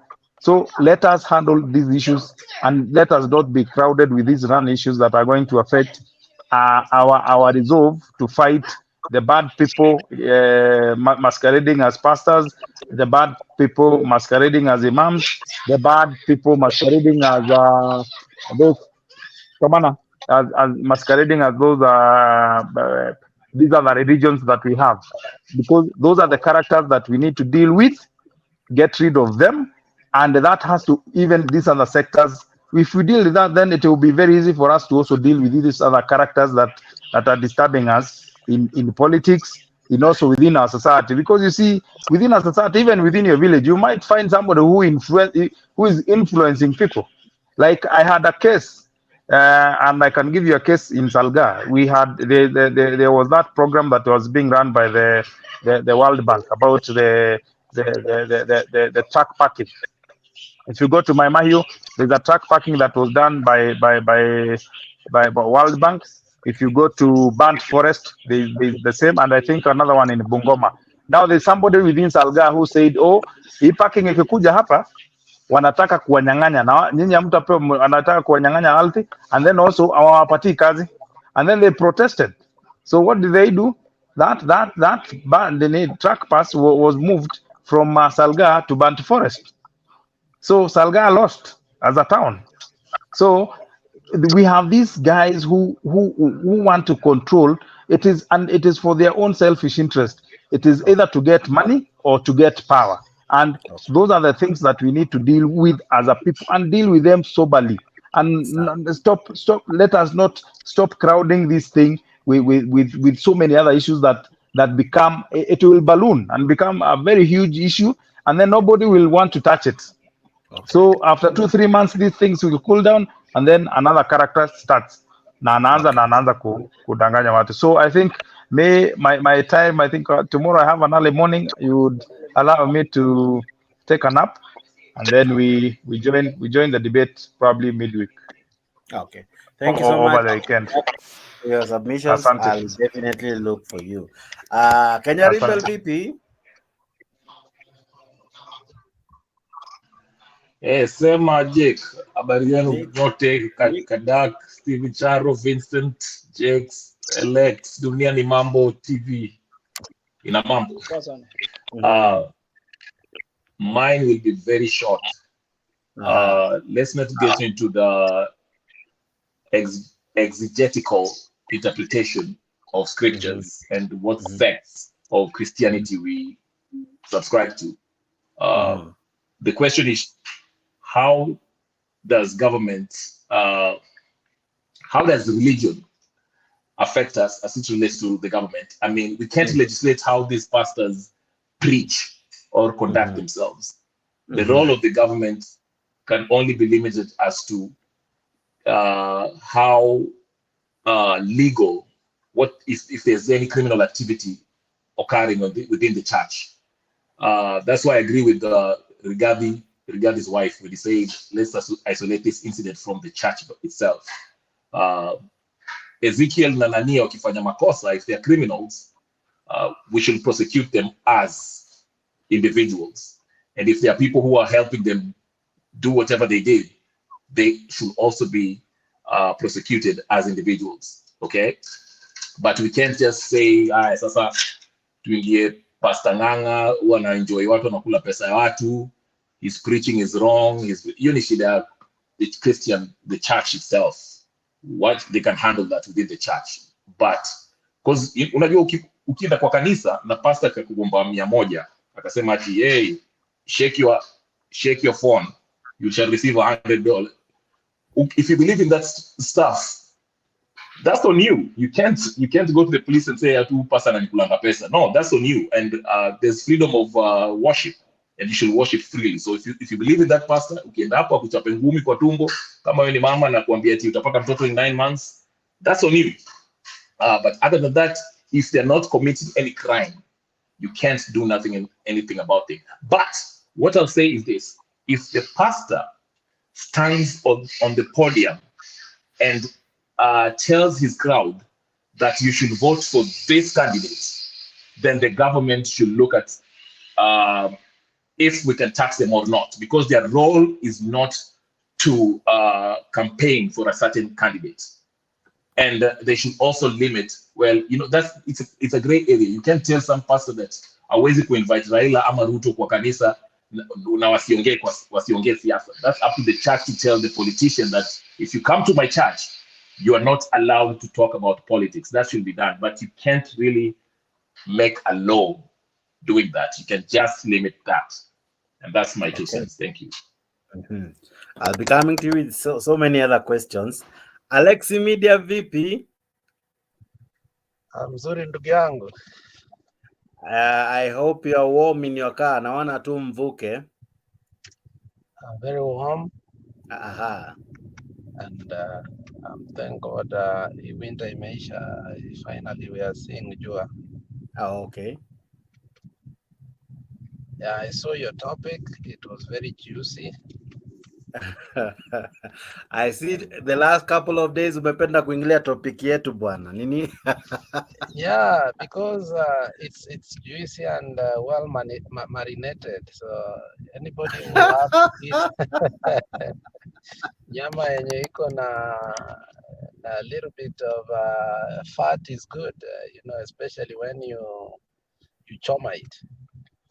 So, however, I wondered why, sometimes wanasema there is value in listening and also there is civilization in listening. So I wondered why Sarah came in and decided to say, I can't comment, and she left. And I think I was wondering why is Sarah doing this? But I think I've ended up also saying the same, because I have nothing to say, because if I say what I have to say, I will open a Pandora box, which I will not want. The previous, which is okay. The only thing maybe I would want to ask you is, church used to be a safe haven, but now it's where lives are being lost, not one but in hundreds. When was the church a safe haven? You see, for instance, when for instance there even in other nations where there is war, some people will run to mosques and churches. I don't know if that happens where you are, but I've seen it happening that when there is an issue, people have a way of running to churches to seek refuge. We have even shelters that are church-based because they have been known to be a safe haven for many of years. But I think that is changing. I don't know. I mean, my perception is totally different. Go to history, church has been the greatest massacre and genocide of everything that you can call the worst massacres or the worst genocide that have ever happened in the history of the world. So history has recorded it very well. A couple of years ago, a well-renowned church had to openly and apologize for the past things that happened over the years, because the leaders became like monarchs and things like that. So the church has never been a safe haven in one way or the other. The church in itself was used to colonize Africa, so it's the perception that we have had over the years. So in as much as it has had its philanthropic dealings, but the church has been something very difficult to handle. But if we had dwelt on your topic, it's easier because we don't move Ezekiel and McKenzie all to the whole issue of the church. The church is a bigger topic. And once we get into the church, trust me, we have a biased opinion with our religion. Religion is very remote. But if we kept these two individual, McKenzie and Pastor Ezekiel and Pastor Paul Muiru, Pastor Owor, because the reason I'm, singling those people is, first of all, started by McKenzie. McKenzie, we are told that he sold his TV station and some of his congregants to Pastor Ezekiel. And you've seen what Ezekiel has been doing recently. Hii maji yake anaambia watu wanatoka hospitali, and it's been open, and he had one of the biggest gathering ever in Kenya. And I saw people laughing that Ezekiel can gather more people in this place more than Ruto. And Ezekiel again said his father into the ministry was Paul Muiru, and Paul Muiru and Owor have Pius Muiru, sorry, yeah. So I'm talking of things that they themselves have spoken. So if we dwelt on these individuals, then I think it's easy for me to have a debate, because now you see, I was still on the debate because nimeanzia nyuma, the Kenya church on trial, Pastor Ezekiel arrested, then McKenzie the imposter. So ni zote tatu, but if you choose the two, it's still okay. You'll still be kwa mada kabisa. Yeah, that's so why I you say put the Kenyan church on marination. trial on the side, because as you have seen, we are all biased with what we believe. We are religious in one way or the other. Whether can I ask a question? Whether we chose it or we let inherited him it. finish, and then I'll bring you in Kenya Rebel for the question. Is it okay? Yeah, so for me, Alex, go ahead. Sometimes I've questioned how I became to be religious. It was an inherited tendency that was imparted to me. And the people that I worship with mostly, if you ask them how the church started, how they believe, the doctrines and everything, the dogmas, you may realize they just blank about it. So most of us blindly follow it because it is a family thing, or it is a generational thing that was passed to us. But now, looking at what has happened in the vast coastal area is something that is of a national issue, that is a talking point, because innocent lives have been lost. And there is a duty of the government, there is a duty of the local government, Nyumba Kumi, so on and so forth. So for me, I've been asking a few questions in regard to what might have happened. Where did things go wrong? I saw Madam Elachi on TV openly speak about it, and I think I was one of the most biased people when I heard Aisha Juma talk about it last time. You know, politics ilikuwa imetuingia sana, but Aisha Juma had brought the issue open, and we spoke about it yesterday here. And she spoke passionately and said, "Hey, people are disappearing from my constituency. There's something wrong that is going on here." So I think by the time she was saying there, we had the current speaker of the Senate was the governor. I mean, he should have known, okay? And so I think that chain of things that have happened to so far, how many people have lost life, I think the government must bear responsibility. So that is what we are coming out, that the government has a duty, and the duty is to protect citizens. In as much as you say you cannot enter into religious issues until somebody says that you must vote for this and this, there is a thin line too when you see some things happen that are basically not in line with the law. When somebody is buying land, then people are stopping schools because you saw children openly say that tumeacha shule, sisi ni wafuati wa McKenzie, shule ni ya watu sijui ni nini, mbona tuende shule, Biblia inasema hivi. Small kids, even in YouTube, you have seen small kids do that. And they are vouching for Paul Potters, for this guy. So what I'm saying is that we saw many signs, and because the topic of religion and politics has been intense, especially when Mama Aida said we need to regulate the church, we should have asked ourselves that question, interrogate it, not until now. Now, what again I have a problem with right now is the way it is being handled again, Ajax. The reason I'm saying that is, look what the government is doing. First of all, it has stopped journalists from that area. Okay, totally, it has been put like a crime scene.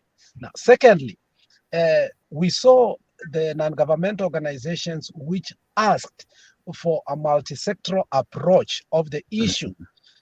Now, we have heard that even the people who also buried these, who know where these graves are also busy unburying and making sure that this evidence is so far. What we have known is because of the journalists. And why should the government barricade the area and stop the journalists from going there? What are they now protecting there? I think they should let us know exactly what has happened. I have a problem with the government doing that. Secondly, I have a problem again with the government now allowing, if we allow the government now to go and do the work, because they should have known early. So I wanted an unbiased entity which is multi-sectoral, the way they said, to help in this approach. Maybe they solicit the work of Kenya Wildlife Services, so as truly we know how many people died, how they died, because now we are getting conflicting information. And that is why I say that we cannot refute now to investigate this. First of all, we are getting reports that some bodies did not have body parts. Now we are getting another report that came, I think yesterday or late last night, that some body seems to be have hit with sharp object. Okay, so we are not in a position to truly know what has happened to the multitude of people that lost life. Now that it has happened, and the government has already declared it as a massacre, it doesn't matter whether it was through the church or whatever it happened. Now we take it as a national issue. How did the massacre happen? How could we have been protected? What signs were there? And then from there, who knew in the government? Because if it's true that body parts were sold, and I'm saying if as an allegation, because the report should be expedited, but as Kenya always with all commissions, we've never gotten the report until it expires and we have a new political crisis and we are not able again to resolve this. So if the report will be expedited and we know truly, if we get that it was an organ selling a Ponzi scheme or whatever you can call it. The question is, McKenzie doesn't know how to take the organs out to make them still alive. And if it had to be done that, so we have doctors, we have nurses, we have people who have refrigerators, we have people who transport them to the airport, we have people who get them from the airport all the way to the new country, from that country, ABCD. It's like the whole case of miracle babies. Kids could not be stolen from Nairobi National Hospital, and they just vanish and get themselves in London or some places in Scandinavian countries. There were people, there were nurses involved, there were doctors involved, there were police involved, the DCI was involved, there were pilots involved, there were aircraft controllers involved. So it's a criminal enterprise that you cannot take politicians out. So we need that report and know who are the real criminals. We might just say it's Pastor McKenzie. McKenzie is just the face of it. Who are the hidden faces? Who are the real culprits? Because now here, Pastor McKenzie is being demonized. So if it's true, that was which I think so, because so far there are some people who took videos and showed some bodies, and those videos have been taken so far from YouTube, that they did not have body parts. So what I'm saying is that we need that report now, as soon as like yesterday, so that we can know that when you get your child to go to school, now that that place has been closed, are you going to get your child was going to school, alikuwa anapanda basi akakuwa abducted, sasa yeye ndiye because Kenya has become a center of controversy of everything, and that controversy in the coastal area, I'm telling you, is real, from child pornography, from child sex abuse, from all these things that you have seen for years and years. The coastal area has been a breed of so many things. How can we protect the coastal people? Now, lastly, our good friend Black said the other day that the coastal region has has been taken for granted. It is true. We need to know what is happening with these people and why they are so easy to prey on, and what the government needs to do so that future things like this should never have happened. So if that's the debate we ought to have, it will really help the people so that such kind of things will never happen in the future. But if we religionize it and politicize it, I think it will reach a point everybody will take his own stand. Kenya Kwanza will take Kenya Kwanza, Azimio will take, like right now, ukishika nani vibaya, Pastor Ezekiel, Azimio will tell you no. Because there was a time Pastor Ezekiel was giving prophecies like Ruto must go. And that is the mantra that we have, Ruto must go. So you see, it's already taking a political stand, which we should not have. Thank you. There's something Steve Chalo said, one of the panelists here. He said that poverty is a tool that has been misused, and Minor, as you know him as SG, has equally said that poverty, or rather the religion, is what the poor times are. I don't know how he puts it, but for you to manipulate anyone, the easiest target to get in religion is the poor, because you sell them false hope, false doctrine, and eventually you end up having victims. Now, the picture Charlo tried to portray, it is a big area, a poor area. There is a lot of challenges. I don't know what is the economic activity. Maybe Charlo will tell us.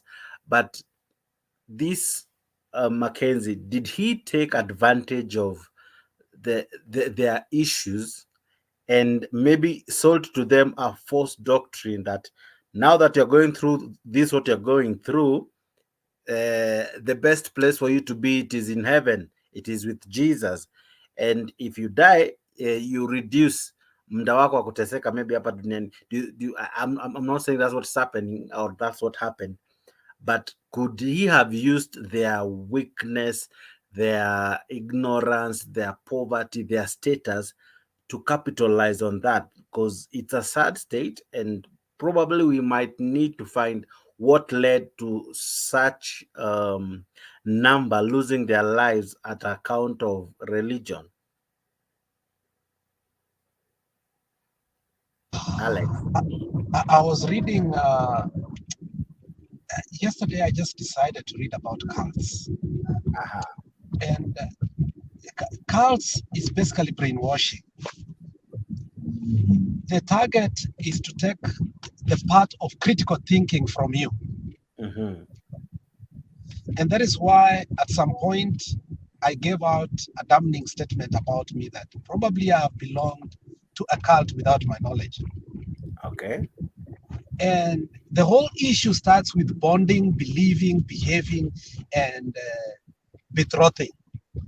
And the word betrothed is the one that, you know, when you are betrothed in terms of marriage, is that you have given yourself. When a woman is betrothed to a man, a woman is capable of leaving a family totally. Mahali alizaliwa, watu walipenda, anakuja anaolewa somewhere, anachange jina yake, alafu she assumes that now this is her relatives.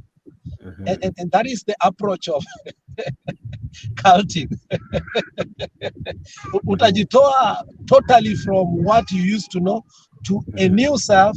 So what you believe, how you bond and everything, that part of critical thinking has been taken away.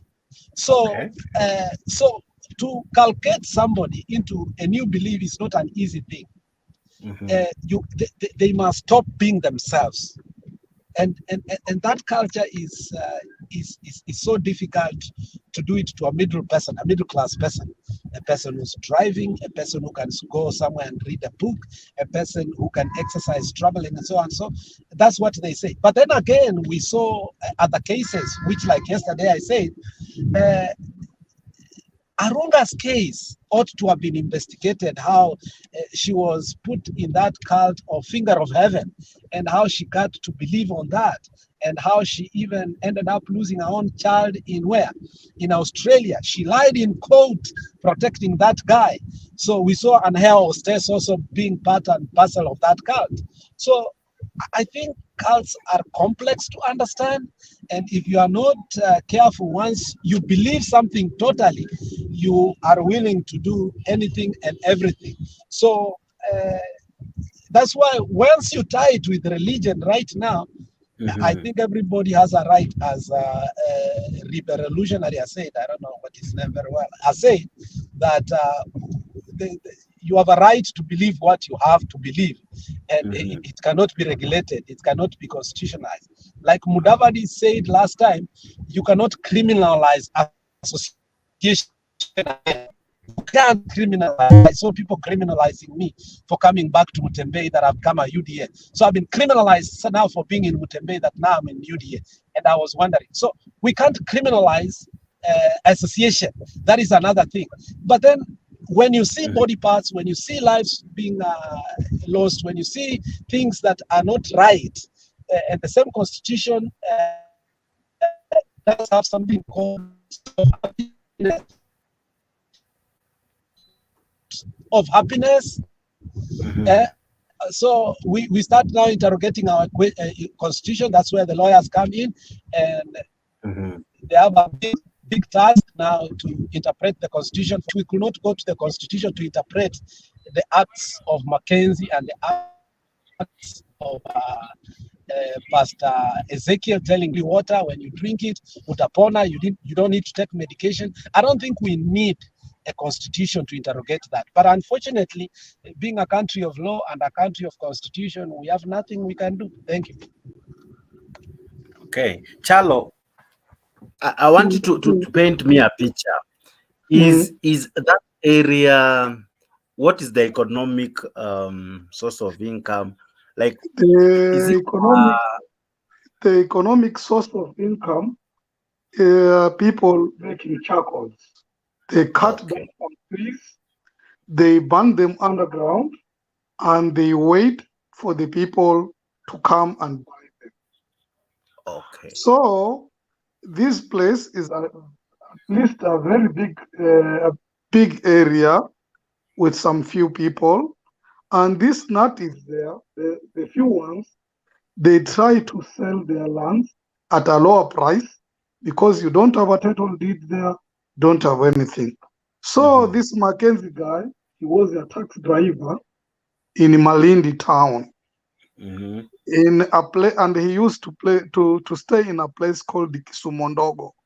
Okay. This Kisumondogo, the name of Kisumondogo came because a lot of Luos are staying there. So we named that place Kisumondogo. So Mr. McKenzie was hiring a small apartment there, and the neighbors, they offer, after his first wife died, because he was pregnant, but the pregnant was growing in the another side, not by the womb. There is yes, and the first woman died. So he married a second wife, where this second wife also died. But I don't know how how the lady was dying. So there's some neighbors who are from Malindians. They gave him a place to start a church. Okay.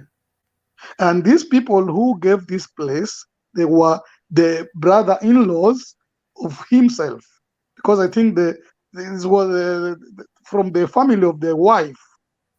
Then they gave him a place to build a small church. So it started like there. And after these people, they were selling the place. So Mr. McKenzie had to move out of that place in Kisumondogo, and he moved in a short area nearby. And the people, the in-laws of himself, they were attending this church where he went just, let's say, 1,500 kilometers, not kilometers, meters away where the first church was. He built a small one, a Mabati one. So there in the place, I think due to some problems, he had to lose the job of a taxi driver, or due to no tourism and something like that, he couldn't make money, and the church was also small, he couldn't even make a lot of money there because the church was small. He decided to go to the place where he is right now. Okay. So he went there and he took his brother-in-laws with him there. So they started a church there. So after starting the church, much about that place, I don't know, but there were some times one Italian lady was hijacked around this corner there.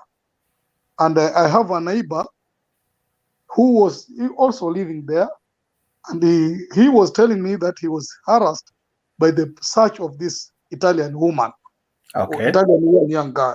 So this man, my neighbor, came back from there.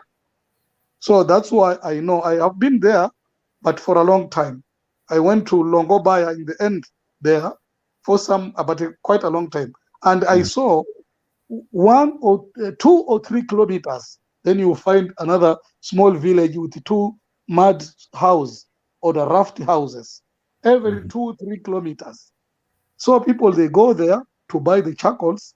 So then when he went there and he bought this piece of land there, what he got, and he got it a very cheap price. So the followers who he had in Malindi, they started all running there because of his promises. And for Pastor Ezekiel, they had he was having a church in Mombasa Center. And then this church was too small because there were people coming from Nairobi, from Kakamega, from Rualand. They were coming, a lot of people. So he decided to come to Mavueni, that is near Kilifi. He built there. He bought a land there, and he built his big church, a very big church. I think there is I think last month I was around there because I was around there because there's my cousin brother who died there at the corner. There is a sharp corner there. He was taken. We were taking him to hospital, but he died there. So I was there to go take to this boy to the mortuary. But before I go to report so that you can get this permit of burial and everything and put in the mortuary. So there is a mortuary near there, which is called the Milele. And this mortuary was built long before Pastor Ezekiel came there. But I think these people were complaining that some people who come to visit Pastor Ezekiel, they come with sick people. And these people can, before they meet him, or through this maombi, can this person die there, and then he's taken to Milele Hospital. I think before they had a very big tug of war between the hospital, from the mortuary and the Pastor Ezekiel, because even he said himself that he threw some water there so that people should not die, because they built this mortuary in a dark spot where the most accidents happen. This is what he said through his mouth. So I think the connection of him to being taken, I think, can be that the people who come from up countries, they stay there. They build on the road nowadays Mabati lodgings, small lodgings, to come people to stay there for 2-3 days before they meet the pastor. So within this time, maybe this person is dying because he came sick and there is no hospital on the near, and they're waiting for Pastor Ezekiel to come in, and they don't survive, they die. So when they die, the nearest mortuary is the Milele one. So I think then I have then that one changes the conversation, because if this person went for prayers and all but was sick and died, how is it the fault of the pastor? Yeah, that's why I'm trying to explain to you. And it can be there is a tug of war between this funeral home and the pastor himself. In the other side, I try to explain. I don't know. What I'm telling you now is just an explanation so that you can get the real picture. The real picture, Yeah. So in the other side, in the bush there, where this McKenzie was coming, there is no where you can get near police station. Either you have this small Longobaya, there is a small police station, but they depend on Malindi, and in Malindi it's more than over 20 kilometers, more than maybe 50 kilometers. The time So I was there, there is no police. There is no. yeah, Is there an area chief? Is there? yeah, and, the communication is really, really very small. No, but there are people, according to the sources in the media we saw, who said wakati alikuja huku tulimkaribisha. I don't know if you saw that clip. Sisi tukafurahia kwa sababu alikuwa anatupa biashara kama bodaboda. So there are people. No, this one he's talking about That this is one that of is Mavueni. Ezekiel. That is Pastor Ezekiel. That is Pastor Ezekiel because Ezekiel is the he's one the that- so Ezekiel and the other person, they have different properties in different proximities. Yes. And The all of only them are connection carrying they are different having- activities. they are carrying the same, but where is the Pastor Ezekiel's church and where is this McKenzie church there? It's almost 200 kilometers away because this is Mavueni, is near Mombasa, and this McKenzie is you have to go to Malindi first and then leave out of Malindi.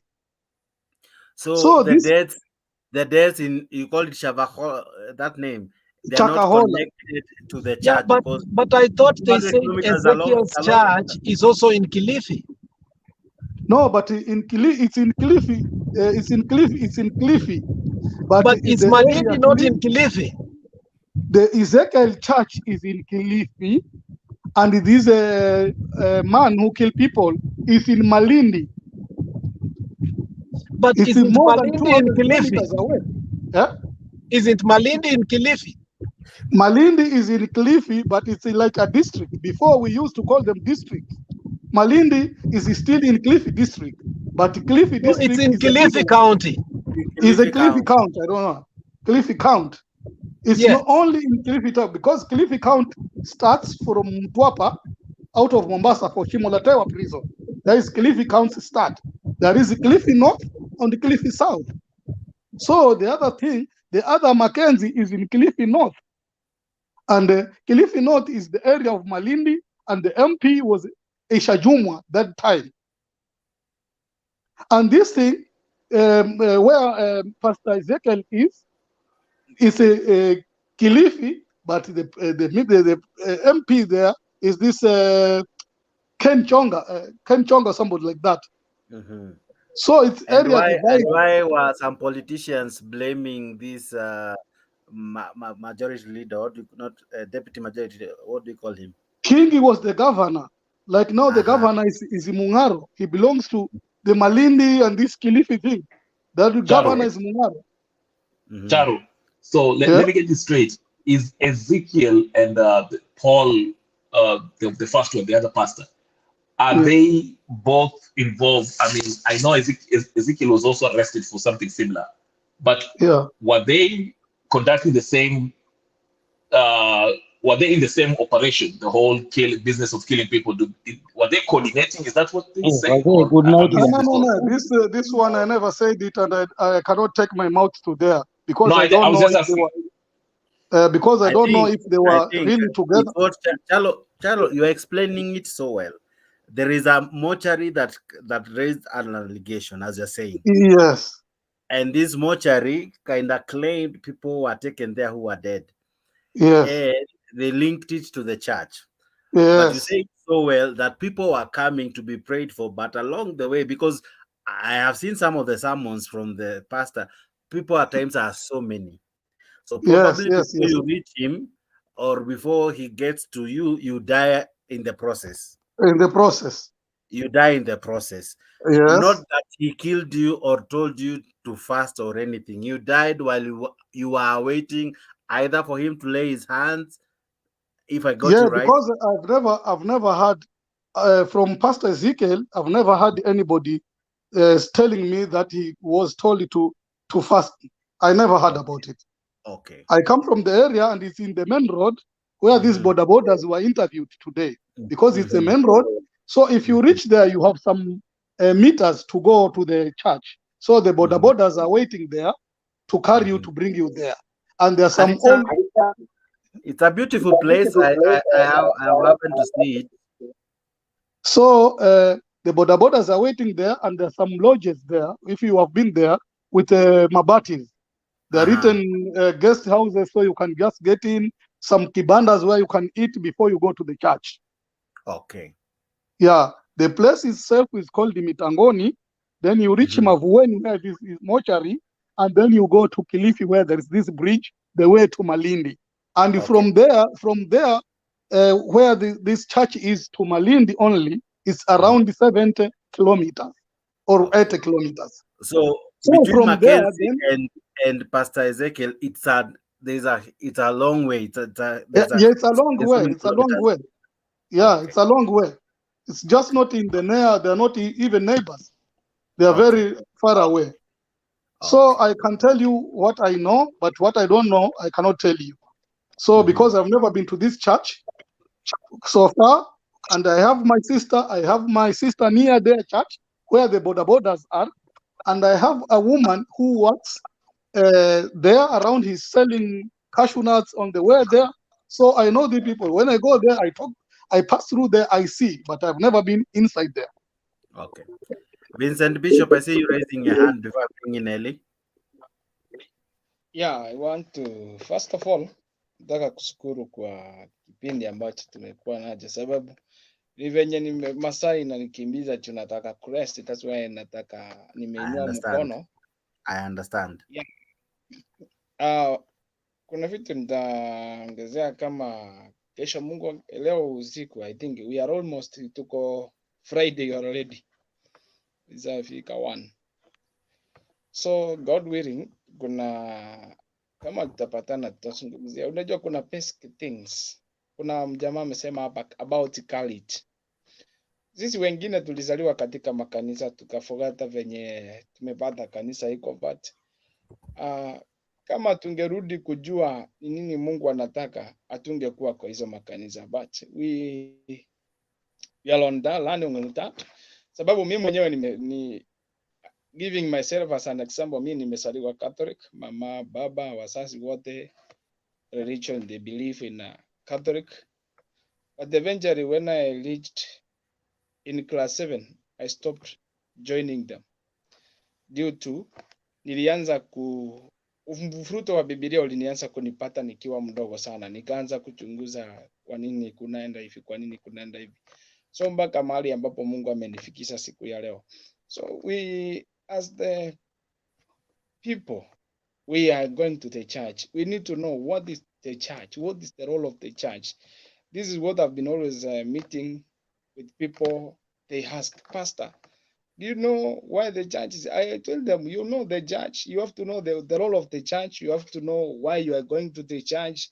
Don't just go because relative go. All of the people of the clan, all the people of the family go to church.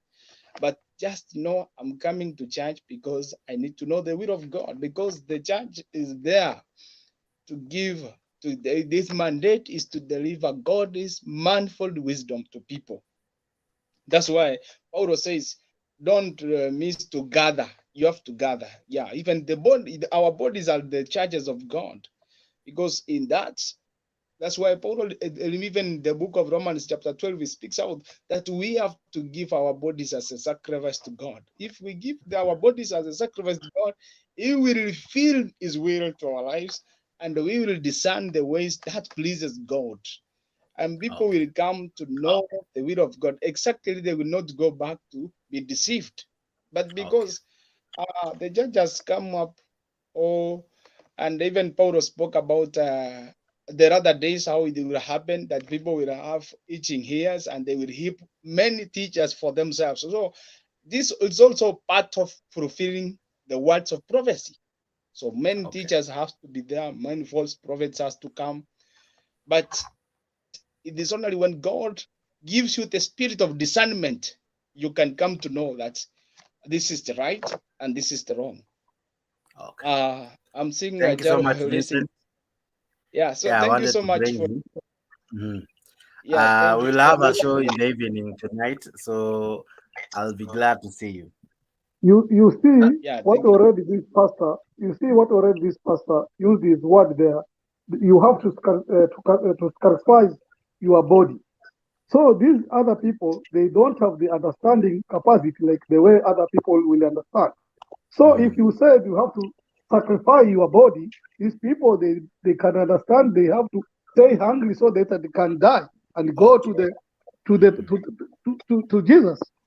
That is So where these people misunderstand the words. So Charlo, you're saying that the interpretation of the word, of Yes. like how Bishop has put it, how you interpret, how you understand it, made some of these people do those Yes, sins. because some people, they won't understand the way like everybody understands. Some people, they have shallow understanding, and some people are clever to understand. So if you stand there as a pastor and you tell them you have to sacrifice your body, so they will understand you in another way. Not all of them will understand the way you understand. You have put this word. Others will understand they have to put them to give themselves up. So they will just go hungry and they will die. That's why we have been given a role as a servant of God. To explain. What You know, Jex, I'm getting disappointed with you, because when we take this to the religious point of view on how we interpret things, you see, people have died. There is evidence people are dying. There is evidence people are being starved. There's evidence there are bodies that we do not have body parts. There's evidence some people are beaten to death. Let's focus on what this year is focusing on. Let's not focus on interpretation. We go to interpretation, we will never come to the concrete. We will get to something called in psychology compounded delusion. Everybody will come with their doctrines here. I am not talking here as a religious person. I am talking people died. I'm talking bodies were gotten without body parts. I'm talking blunt objects were found. So what I'm saying is, just hold on, wale ambao tumesema tumeitwa, sababu mimi nilisikiza venye just hold on kidogo. I was finishing. Allow him to finish. I was finishing. If we focus what this year is doing, it is investigating Pastor Ezekiel from the leads they have gotten from Pastor McKenzie people, so as to come to what is going on or what has been going on. We are not investigating what these people believe. We are investigating people have died. If we focus on that as Kenyans, that is a uniting factor. But if we all talk of what we believe on, I swear to you, as Black has said in the comment section, this thing will never come to a conclusion. But to be fair, we should also investigate what they believe, because what if what they believe is killing each other and killing others, being danger to others? So that also should be looked at, since there's a criminal act that happened. So yes, we should also look at what they believe. Why did they stop there? What Alexia said. You see, Alexia said that cult is something that is pushed in your mind. You're brainwashed to believe it to the level that you don't have an independent thinking. So maybe that is what Charlo was trying to bring. We are still on the topic, Alex. Religion is the opium of the people. Yeah. What did they believe so much so that led to them dying? Led to them being in this forest in the first place. And they became prey. And they died. They lost their lives. So many of them. Okay, Eli, let me pick your Kidogo before you party Eli. Kidogo ni party Eli. That's why I say the government shouldn't be involved in what they are doing unless it breaks the law. If you break the law, their bodies found. And Alex raised a very good point when he said, when he mentioned something about how many people were involved. This needs to be investigated. Like the example of Bishop there. There's a lot of human trafficking, body harvesting. Those are what we should get at. But as far as their belief, we should see if their belief is dangerous to the brainwashing. Is it dangerous to a point where it's a safety issue for not only the churchgoers, but the wananchi and the community as a whole? So yeah, anyway, that's my 2 cents. Eli, how are you? Good to see you. I'm good, sir. Yeah. Karibu sana. Karibu sana kwa show. A lot has been happening since Alex you have been Media. away. Alex Media. Yes. Is that Alex? Yeah, that's Alex Media. Yeah, that's Alex Media. Amevuka Mkapa. Mpaka. Okay, tuache hiyo. Tulimbatiza. Don't worry, some of us we are flip-flopping between sound, CD, whatever, and yeah, mimi so we are okay. sijabatizwa unless you are Prophet Owuor. Look at under my name. What does it say? Look at under my name. What does it say? Anyway, I'm not an expert in this discussion, but I think decolonization is taking quite some time. You know, knowing that this Christian religion element has affected our lives from time to time because of the way it was introduced in Africa and other places.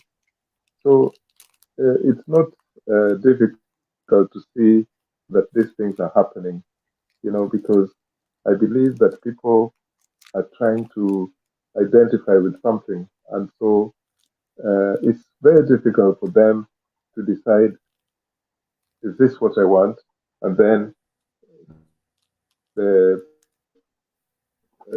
industry, religion industry, is interested in the poor people. It's a very, very difficult problem, you know, and that's why we have hundreds and thousands different sects in Africa and elsewhere. My problem is, while we're talking about this so-called cult, the very farm organized, very wealthy religious organization, you know, the Catholic Church, the Anglican Church. This, to me, bigger cult than these other cults that we're talking about. Unfortunately, as we have seen, people die recently or over time. Can you hear me? Kuna time unapotea. Inakatakata. Yeah. Okay. Maybe it's my microphone here. Is it better now? I think kuna two gadgets, kuna echoes too.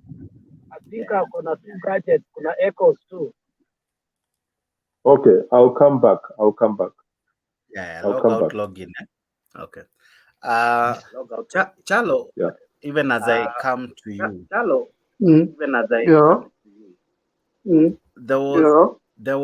there was this feeling coming out that if you are close to the state, you are protected, that you will not be, you'll not really be harassed. And maybe that's why there are people who are complaining of the statement made by the deputy president's wife, because we saw her with Pst Ezekiel. I'm not saying he's in the wrong, right? But do you see a problem where someone can take advantage of a relationship between him and a leader? Maybe that leader fellowships at my church, that leader is a member at my church. Do you see, if this is allowed to go on, that a leader comes and defends someone even without allowing agencies to carry out the investigations, to carry out their, because there's a reason they arrested the pastor. I'm sure there's a reason. No, the problem, Esther, is that these people, the politicians and wherever these preachers, is very, very difficult to believe them. They can cheat you anytime. They can tell you truth anytime. They can do anything anytime. So we as normal people, is very, very difficult for us to know between these two people who is telling us the truth. Okay. Because the one will come and say he will bring you to God. The one will come that he will not bring you to God, but he will give you better life to your revelation. So these two, they're at least somehow equal. The other one comes with the Bible, the other one comes with a mouth and sometimes with money. So we don't know the real source about this. And we cannot separate them very far, and we cannot just put them very far. They're the same and the other. Because even if you look properly at this government, what we have, they are really believers of the church. They invite the churches there inside there where the state house, they go to their meetings, they go to get water also on the head, because the last time they were going to Hague, I think they came people with the water, brown water, they put them on the head, and they were believing they'll be going to be released. So this thing is they are playing both together. So I cannot tell you that there is a politician between them or there is not. That is with time, we will know what is really going on. Because these two people, you cannot separate them. Politician on the preachers. They all talk loud. When they get a microphone, they talk till they forget. So it's up to the people who, like when it's campaign time, even if in your home there is a chicken, the politician will come and get a microphone there and they will talk the same way with the pastors. So we cannot differentiate them till now. So the time will tell. Okay. Same question to you, Rebel.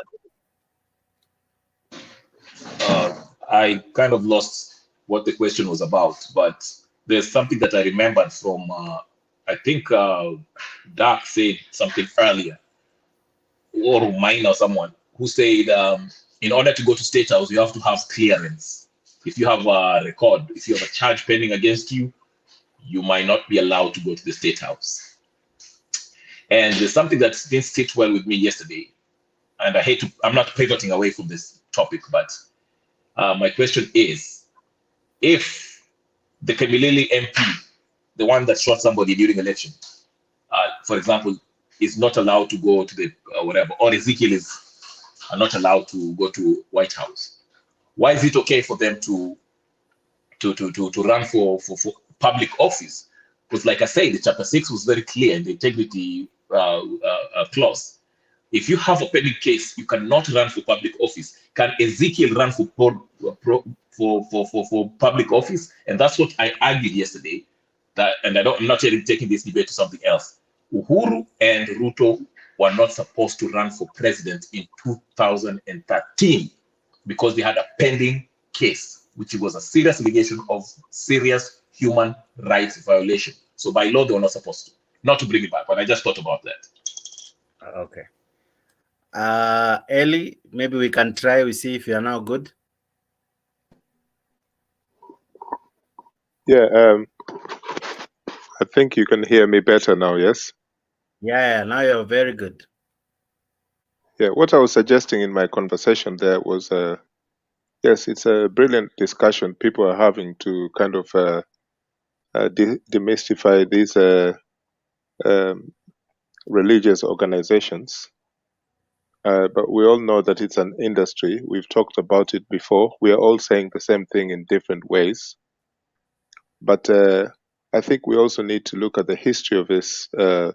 We know that there is a long history of trying to move from the past, and we're still not there yet. So this is a very, very big, it's a very serious problem.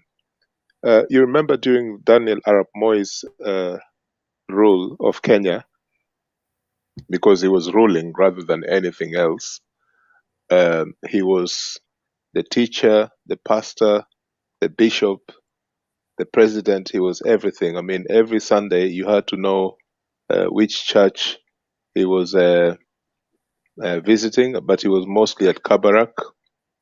In a way, Moi controlled the multiplication of this dodgy religious organizations, because for Moi to assert his power, he had to be the all-powerful leader. So he only relied on very few sects within the Christian church. And whether we like it or not, that history shaped, I think, the church in Kenya. In fact, there was a time when I remember very well, Moi appointed a commission of inquiry on so-called devil worshipping or something like that. In fact, he was the first accused. A lot of people were alleging that Moi was a Freemason and all these other things. Anything that looked a bit different, Moi was accused of being part of that. And I remember that he appointed some commissioners, lay people, and other state practitioners to kind of find out what was really going on. Nothing substantive came out of it. In fact, there was no chasing around of culprits of any kind. There was serious rumors about people being killed and organs being sold in the market, in the open market, during that time. So I don't know if we have a similar trend now, but I believe that what the problem is, what we have is something that has been going on for the longest time, and it's not because of the current leadership that we have, but it's because people have accepted the power of all these religious organizations. I mean, I'm talking about educated people and people who have not, had any contact with books or anything of that kind. So it's just across the board. I think I'm just being deliberately objective about this because I do not understand how such a huge number of people were convinced to do what they did, starving themselves to death, while the person who was enforcing these sanctions against them was feeding himself, and apparently now he's ironically he's starving in prison or somewhere. This guy called Ezekiel Odero, I have heard some stories about him in the past that I would not be prepared to repeat here because I don't have the evidence of such. But I am not shocked that he has been, called to explain himself about his connection to this other person. And another one that a lot of Kenyans are afraid to speak about, and I would say he's part of this problem, is this so-called bishop or prophet of war. You have seen people dying while waiting for his blessings, and a lot of people believe that this man is the priest of God, comes in his limousines, he is given state protection. So once you see that happening, these people get state protection. This is the taxpayers' money that is being used to enlist, cars that track where there are bodyguards who come from the GSU and so on and so forth. These people are given state protection. So you ask yourself, what is happening between the church and the state? And you ask yourself, is it deliberate? So this is a serious problem which the state practitioners, I don't even necessarily mean the politicians, but the state machine, sometimes referred to as the system, is part of this whole network that is happening. I believe so. I don't know if it can be the truth, but I think that this problem is deeply shared by the state practitioners, because for them to enforce their power, they have to keep the poor where they are. Someone said earlier on that religion is the opium of the people, as apparently Karl Marx said it. I don't know in which exact words, but that's been often quoted.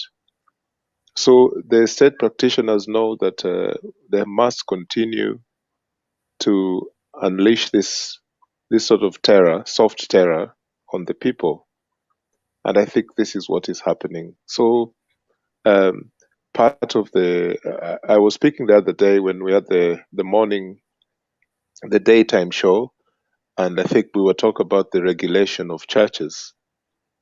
And now we can see that this is something that needs to take place immediately, because in Rwanda it has worked. They've banned 8,000 churches in the last few years, 4,000 during the COVID alone, the COVID period alone.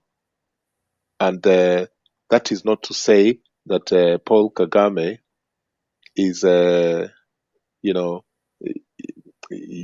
of taking religious contact from the people, because the freedom of association is a very serious component of everyday life. But then what is the gray area? Because if these people who are standing there at the pulpit are lying to us and doing these devious things to us, what else can we do? The state is prepared to do something like, for example, in Rwanda. Why can't Kenya do the same, right? I find that, my last point here, I find that there is a general acceptance of these powerful sects. This acceptance, is across the board. You find the intellectuals, the intelligentsia, you find people, scientists even, they have accepted that this must be what we follow. I am an atheist, so I might have a biased opinion. I've talked about this before, but I believe that now I am vindicated, because I don't stand for God. I don't believe in that nonsense. To me, it's nonsense. To some people, that's an offensive term to use. I think that if you look, for example, at European countries, more so European countries than America, North America, and all that, but most European countries, these guys who brought Christianity, they have very, very few people attending their churches now. In fact, the black church is more pronounced now in Western Europe than the traditional Christian sects that were there before. That says a lot about the principles that were behind Christendom. I have to say that I am not provoking an argument where I am condemning Christians, but I'm just saying that personally, I feel that this is something that is terrorizing the lives of everyday people. People are poor because of many things, and in addition to that, religion. Thank you. Beautiful. Quick question to Eli. I'm just curious of how does Rwanda regulate religion? I mean, is it do they have a dogma, or I mean, if the president being dogmatic about it, says, "Hey, listen, this is how we believe," because every different, even within Christianity, we have different sects. You gave an example, the Lutherans and Anglican Church, and they have different kind of belief system within just Christianity. So how does the government regulate that? Because I argue that the government should keep off from the freedom of association, but they should only come in if the church commits criminal activity, things that are not within the human rights, violating human rights. For example, like killing people, having kids, sacrificing human people, human sacrifice, and all that. Thank you. Okay, sorry. Again, my apologies. Earlier on, I said that I was in a show that was broadcasted during the day, but that was the sound. What's the name of the channel again? I forget now. Sound something. It's okay. Just go ahead. Yeah. Anyway, We get you. I was there 2 days ago, and they had a very yes. They had a fascinating conversation about this, and there was a guy from Western Kenya who basically articulated the fact that state intervention, which is like laissez-faire, should be the last thing ever. That the government should not intervene in anything, especially in the economic affairs, religious affairs of people. That Republicans, for example, in America, this is how they succeed in not intervening in people's affairs, which is, of course, it's a fallacy. What I want to say about state intervention in Rwanda, this is what they did. And I would be one of those people who don't have time for Paul Kagame for many other things. But for this, Paul Kagame did something which was practical, and it worked. Maybe because Rwanda is a small country, it was easy for him to to make those conditions workable. One of the things he said, and they must do, if you want to set up a church, right, you must have not less than 1,000 congregants attending your church. I know that sounds stupid, but the conditions all the conditions he was putting on people who were trying to establish churches prevented them from establishing those churches. The other one was, I mean, some of them sound ridiculous, but it works. He said that every church must have, lightning arresters or conductors because of the nature of the problem in Rwanda. So, for example, in the highlands of Kisii, where our friend here, Alex, comes from, you know that when they have lightning, it's a major problem there. So in Rwanda, Kagame said that every church must have these arresters to stop any kind of risk to people's lives whenever there's lightning. And he knows very well that that is a logistical nightmare, for many people who would want to build churches because they wouldn't afford to do this. And so it became very effective. The other thing he said was they imposed a standardized architectural, a standard of building that churches should have in Rwanda. You can check all these things on the internet. And then there was also enforcement. So the Rwandese police or state aficionados can make audits. They can make impromptu visits to these churches to see what is exactly happening. The one that I did not like, one of the conditions that he imposed, was that the people that are founding these churches must be holding university degrees. So these university degrees, I think that's a hopeless argument for the Rwandan state to try and regulate churches. But I think that there has to be a reason. Maybe it's because Kagame is thorough and is feared. He's running a state within a state. He has a powerful state and kitchen cabinets in every village. He's a very strong man. So maybe this is helping him to control churches. In terms of Ida Odinga and what she said during the campaigns last year, there's no difference between what she said and what Rwanda have enforced in that country. Because where Ida was pointing out the problem was a part of Nyanza, in fact, South Nyanza, where every few hundred yards there was a church, and a church, and a church. There were no posho mills around. There were very few markets. And if you see any markets now, in fact, if you see any shops now in our villages, in most parts of Nyanza and Western, and this is not a Somali phobia, but most of our shops in our villages are run by young Somali men. We have sold them the shops. We've given them the land. They're the retailers in our villages, and they're doing very well, right? So we've got that, and then we've got hundreds of churches. That's what we've got. There's no other meaningful infrastructure going on, right? So I think Ada Odinga was saying, look, let's do other things, not just churches. Let's do things that will help the community, okay?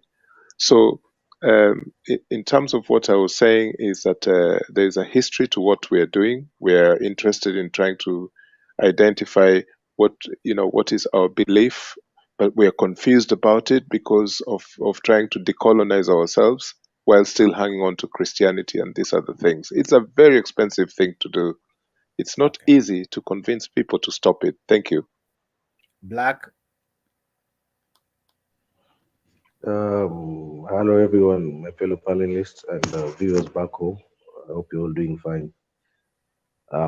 Pardon my voice, I'm having a sore throat. Nimekuwa na shida lately, that's why sauti na pia kutokelezea kwa show sana siko.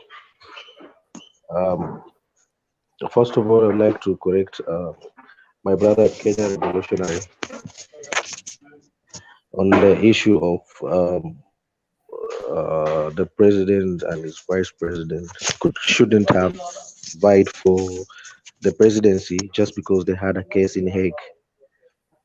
Your interpretation of the law, you need to try and look it once again. We saw Metena, but the law is clear that for conviction, only for successful conviction of an individual or an individual that has been convicted.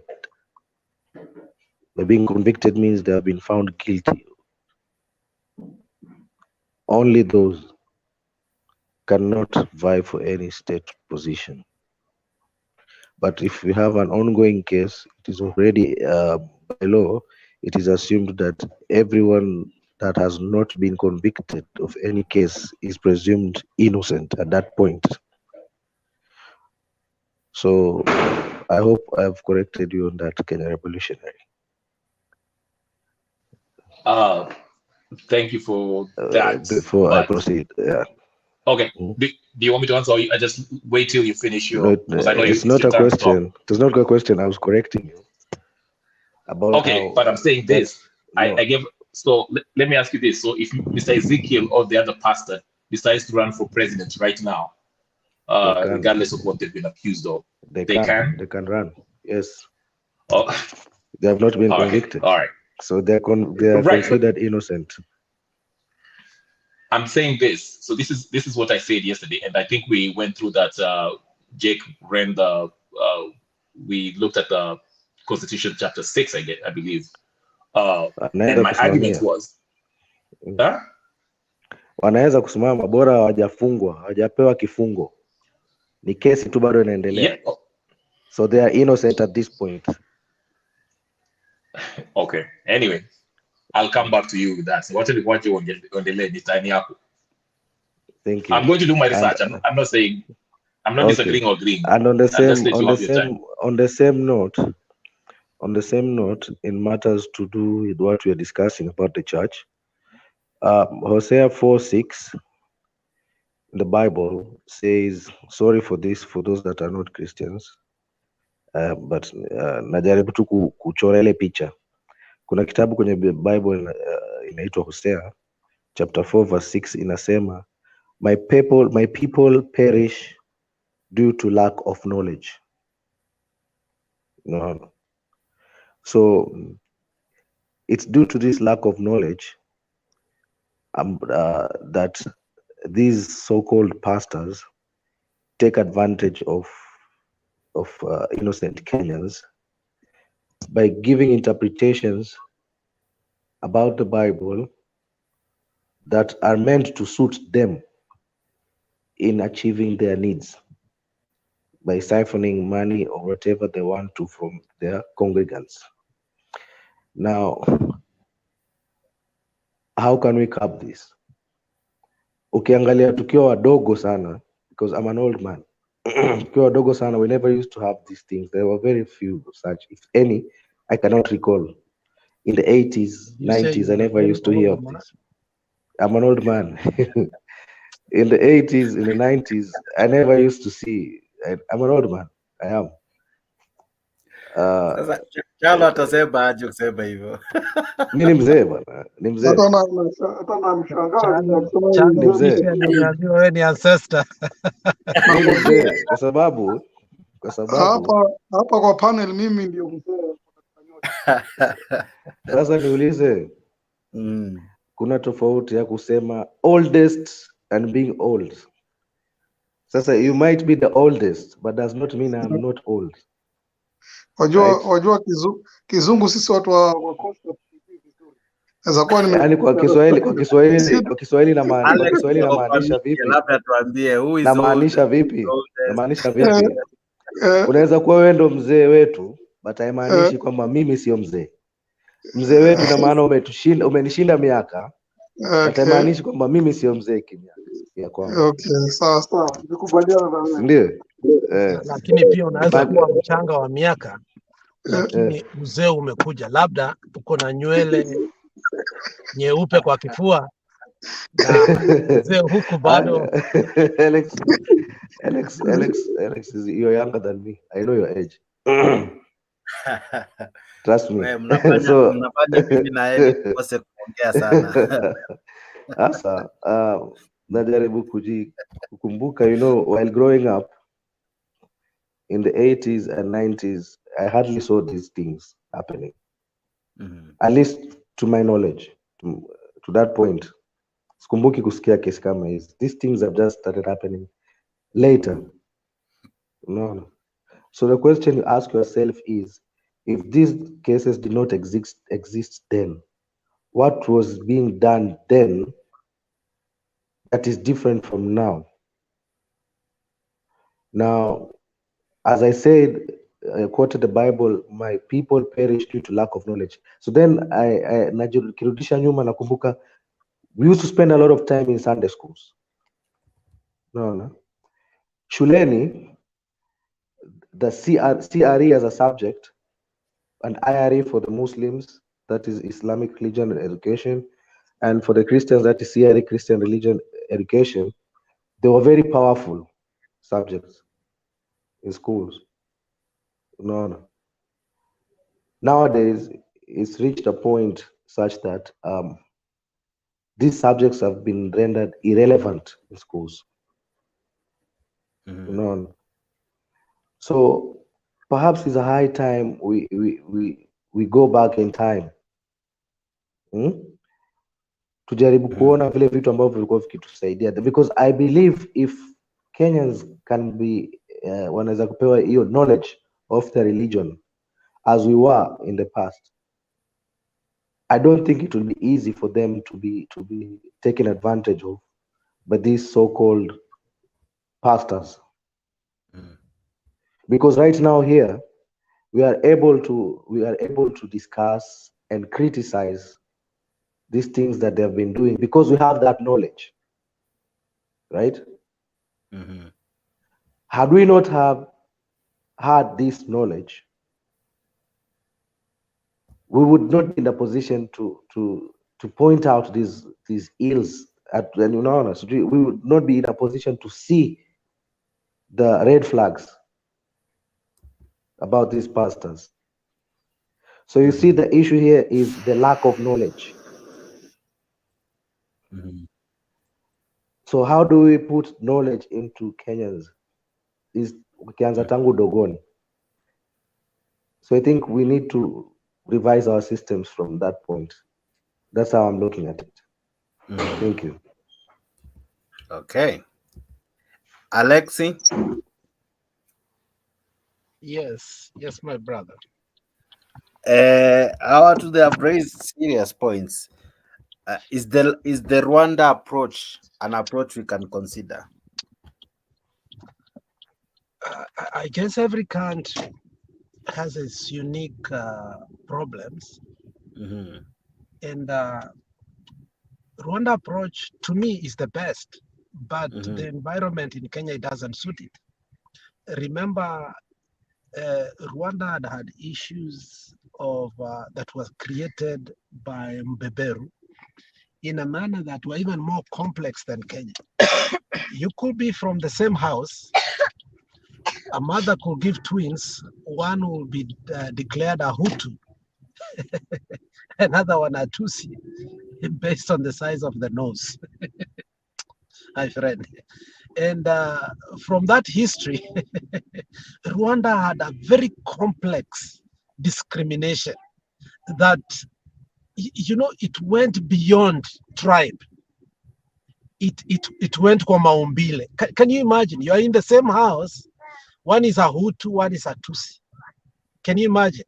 So the complex nature of it brought the kind of tribalism, nepotism, every kind of ism that they couldn't deal with it anymore. And finally, they butchered each other to a point that when they came out of it, like the prodigal son, their senses came down and they started thinking. And therefore, when Kagame was doing that, everybody was sober in that country. Kenya hatujakuwa sanitized by some things to get there. And that is why we are still biased in our view. So the question is, what has happened to us that we can leverage and use it to at least curb the level of mediocrity that we see? For me, number one, we can borrow a leaf of regulation from all these Scandinavian country, and so because when you look at a country like Britain, people forget that Anglican Church is a state-owned religion. People forget that. People think Anglican Church is independent or so on and so forth. Remember, for a very long time, there were questions if even King Charles can be the king because he divorced and married without getting really married. Is he really married? Is that a queen? ABCD. So those issues are coming out. And the issue of gay and lesbianism has always been popping up in the Anglican Church. I'm just giving an example of a church that is regulated by the state and which sometimes is really not good. So we must come out and ask religions like Lutheran, Methodist, so on and so forth. Those are state-owned religion. The pastors are paid by the state coffers. and that's what we call religion being basically contractual with the government, because regulation is a contract too. Because at the end of the day, when law and order has to take place, the government must use its institutions in order to do that. As you see, Kagame has to send his people to church, to sit in church, to hear what people are being taught about. And we are all biased. If I'm told to go to Muslims and to a mosque, obviously that's why you see young people disappearing in the coast, so on and so forth. So the issue of regulation is a difficult issue. You cannot regulate morality and religion because there is that freedom that God gave of believing. But in the wake of what has happened, we must acknowledge that, honestly, this is beyond religion. Honestly, people died because of poverty and they were taken advantage. But then the complex issue comes, but there were those who were air hostesses. There were those who were in high-end position. What happens? So we as a country must ask ourselves, where have we reached in this? Have we evolved enough to a point we can agree as a country that what happened is not right. If you look at the awake of 2007, somehow as a country, there was an agreement that no, we should never fight because of politics, because of tribe, of everything. But a few years later, less than 20 years, we have forgotten. Now, can this be a learning lesson? I'm saying that still it's not a learning lesson because openly people who don't have to speak like in the wake of this, like Bibi Arigathe Gachagua, it's very shameful for her to come to defend something in their wake when investigations are going on and when very difficult information for us to synthesize is coming out. As leaders, they must hold their horses, the truth to be known, and that truth should be used by us to ask ourselves, have we reached where we can regulate like maybe Rwanda? Or are we far still like the British? Or should we just leave it freelance like Kenya, whereby even houses become churches? I'm telling you, mitaani ukienda, hata nyumba ya mtu ni kanisa ya mtu. And your neighbor will have a church in his house and you will do nothing, my friend. Because they will use the excuse, hata misikiti inapiga kelele. And the sound ordinances have refused to be obeyed. You remember Sakaja came and with the issue of sound ordinance, immediately became the governor. Jamaa alipigwa sana. So, I mean, are we ready as Kenyans? So let us look at even few things that we need to agree on. Sound ordinances alone. Do we really even agree on that? So, Jex, I think we are far. I think we are momentary. When something happens, we talk about it, we forget. 3 months down the road, nobody's going to remember that. Surely, I see 300,000 people. Black and Ellie want to interrupt you. Maybe Okay. they have a point of information. Do I start with Ellie or Black? Yeah. Okay, I'll ask her. Let's start with the old man. Black, you can begin, then we go to the young man. Until the old man. You wish. Ellie is younger than me. Okay. Now, I mean, Alex, you know, when we use the word regulate, that's a very broad word, you know. How or what exactly or which parameters exactly do we or do you suggest or recommend that should be used as part of a way that we can regulate our churches? Because, you know, when everyone comes here with a blanket statement and says we should regulate the church because of, but we're not coming up with a broken down structure. For example, I think Eli said here a while ago, while I was watching at the background, that around 8,000 churches were closed by President Kagame, and they brought about some measures that would make it so difficult for churches, for people to open churches, e.g., they had specific designs which a church should be built like, architectural designs, and about the thunder, lightning arresters, about the, you should have 1,000 congregants at least, minimum. You see now, such specific parameters are what I was asking you. What would you now recommend in the Kenyan version now of the regulations? What would be your suggestion? Tayari ile alitoa mfano wa zile Rwanda vile walifanya, kanisa zijengwe design fulani, ziko ile lightning arresters, pastors were less than 1,000 congregants. So what would be? So instead of us using the word regulate. Thank you.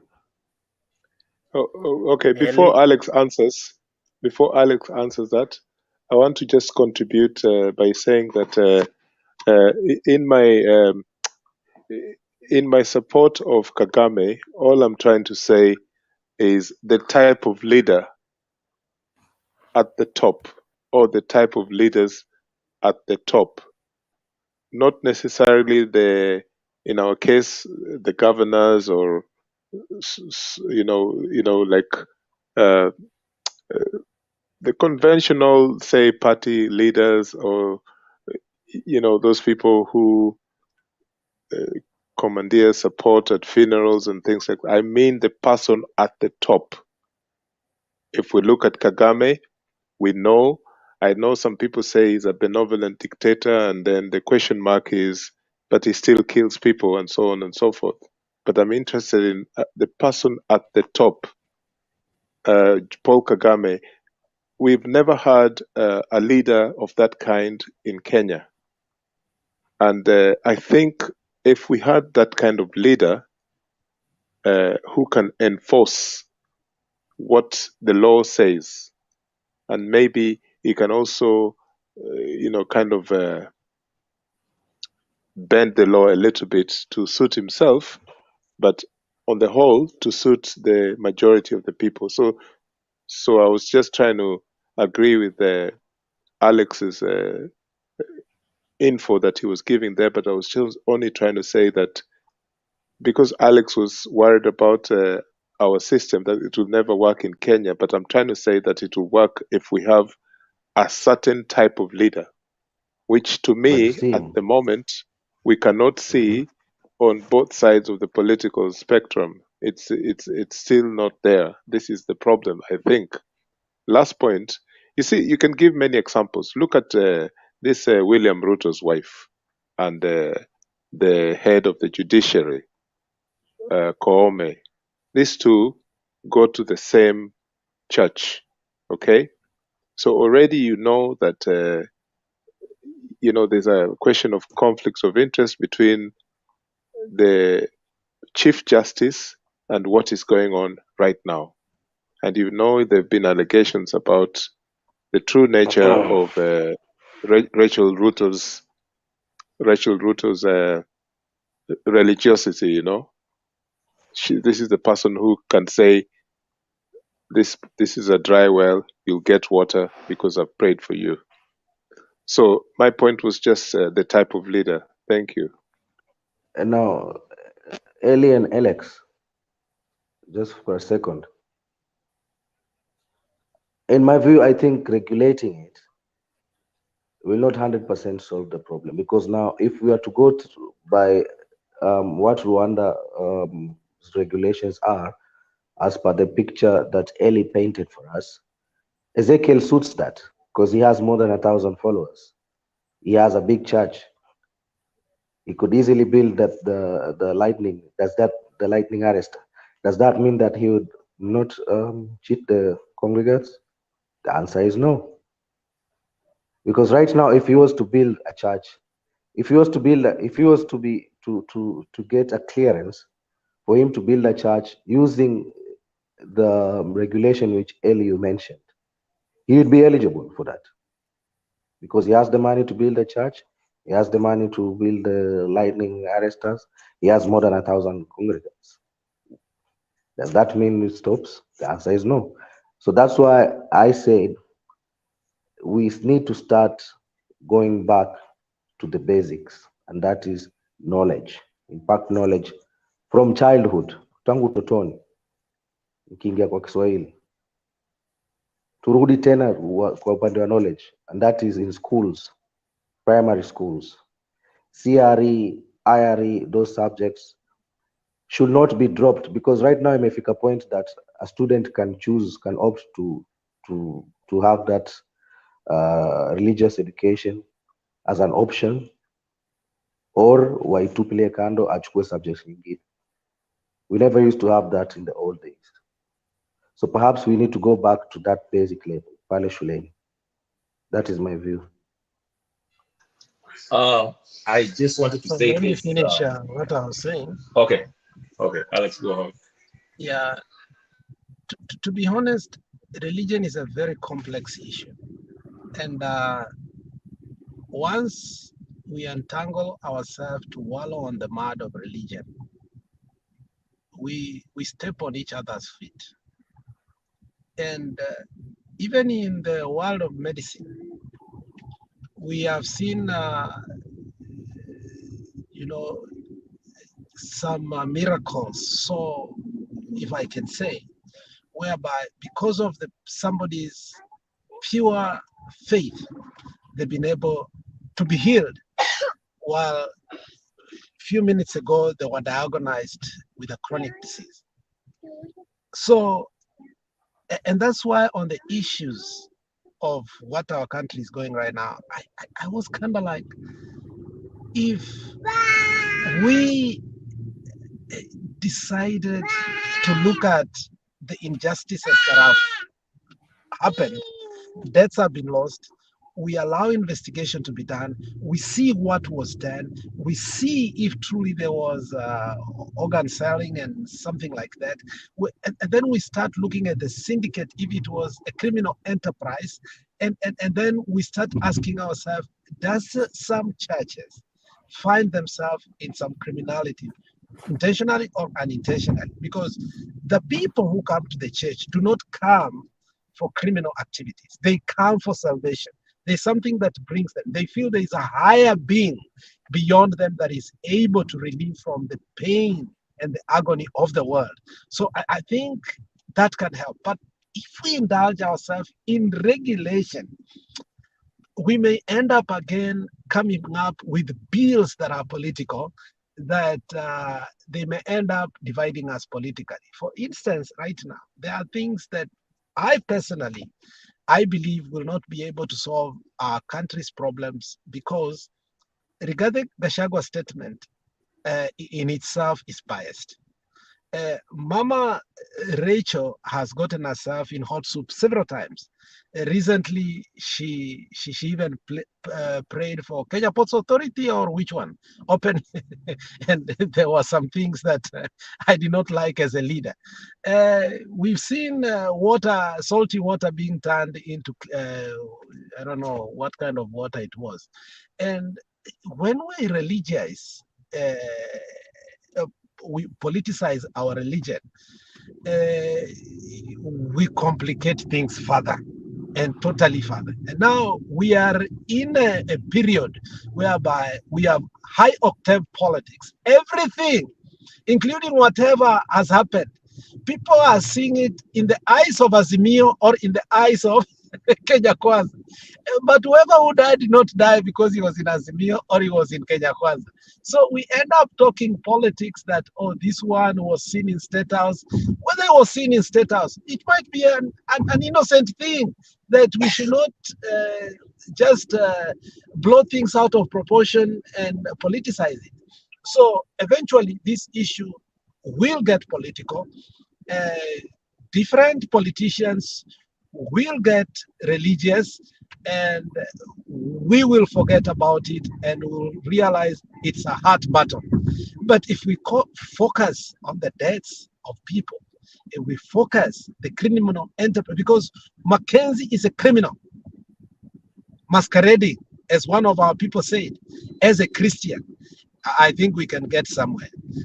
Thank you. That's all I can say. Yeah, I just wanted to say, Charo takuachia kidogo, yangu itakuwa fupi. My position is I am totally against regulation. Totally. The only thing the government should regulate with relation to the church is if they're doing anything illegal, something that's criminal. Kama ni kuenjoyiwa, like I said before, if you're being played, unachezwa huko, unapatia na pesa yako kwa sababu pastor amekwambia utabarikiwa, that's on you. Now, Black says something that also I think Alex also touched on, say that we are being taken advantage of, the people who are less knowledgeable, so to speak, the unfortunate.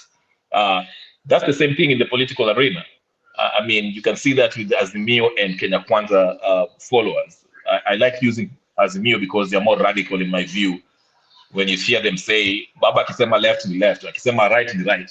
How are they different with these cults? And I'm not referring to you, Alex, so I know you are ready to shoot a shot. You're one of the few reasonable ones. If we want to say this one is more radical, this is one more radical, again, we will go back where we can't resolve it. Okay. You are a learned person. I want you to be sober enough so that we can make a difference. Okay, Alex, let's not pretend. look at the ODM Raila Odinga supporters. Are they more radical? Let me any followers of Azimio or any political leader who are followers who are more I'm a radical than them. Raila supporter from very long time. Me too. I stopped in 2017. So you are not a radical, I'm not a radical. So don't take extremes to be It's okay, examples guys. here. Let's allow Charo also to say something. Okay, Charo. Wajua shida ni kwamba kuna huyu Black amesema ile watu wapata education. So kuna wale ambao wanaweza fika kupata education na kuna wale ambao hawawezi kufika kabisa, hata hawajui wataenda vipi skuli kwa sababu umaskini. Kitu ambayo iko pale ambayo inachanganya watu ni umaskini, ukosefu wa kazi, ukosefu wa kila kitu. At least kama umaskini tutaupigania tuuondoe, kama vile mzee Nyerere alivyosema huko Tanzania wakati mwingine before afe, tupigane na umaskini tuuondoe, naona mambo yatabadilika. Lakini otherwise hatutafanya chochote, tutaongea hapa every day every night na hakuna kitu tutafanya, kwa sababu umaskini ndio unachangia sana, na umaskini unachangia shida nyingi sana. In particular, mtu akiwa ni maskini ni rahisi kumdanganya. Unaweza kumwambia tu kitu yoyote na akakubali tayari, lakini mtu ambaye kidogo ana uwezo hata kufikiria kwa sababu ameshiba. Lakini wale watu wenye njaa watu wenye njaa ni rahisi sana kuwadanganya. So hawa politicians, I will learn to the politicians, ndio ambao wanatufanya tunakuwa na mawazo ya kudanganywa kirahisi, kwa sababu wao wametuweka in a position ya kwamba kila 5 good years wanaweza wakaja na wakatutriki vile wanavyotaka, na zile pesa zao wametengeza za kutoka kwetu za ushuru, na wanatupeleka vile wanavyotaka wao. Ndio kwa maana watu wengine wanaingia kule kwa hiyo system ya kwenda kuombewa nini na nini. Shida zingine ni social problems za nyumbani. Pengine mtu umekosana na bibi yako, huna raha, ama familia yako imekuchukia nini na nini, unajikuta umeingia pale. Kwa sababu hata kuna jamaa mmoja amekuwa mwanajeshi na alibidi akimbie kazi. Bibi yake alikuwa anafanya na social work hapo Malindi, na akakimbiza watoto wake kule.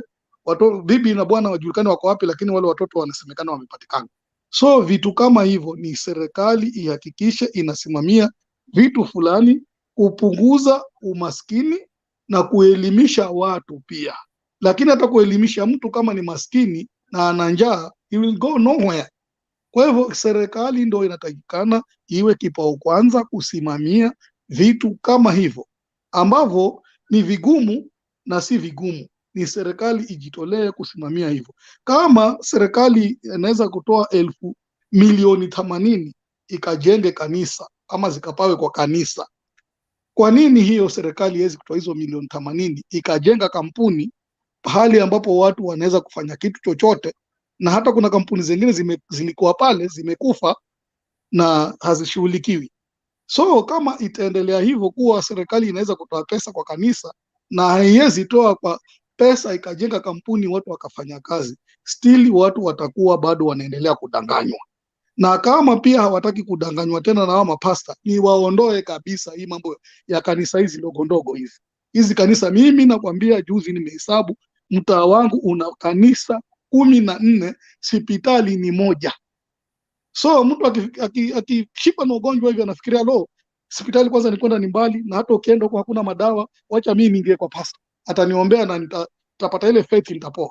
So vitu kama hivyo vikiondoka, hiyo Kenya itarudi tofauti.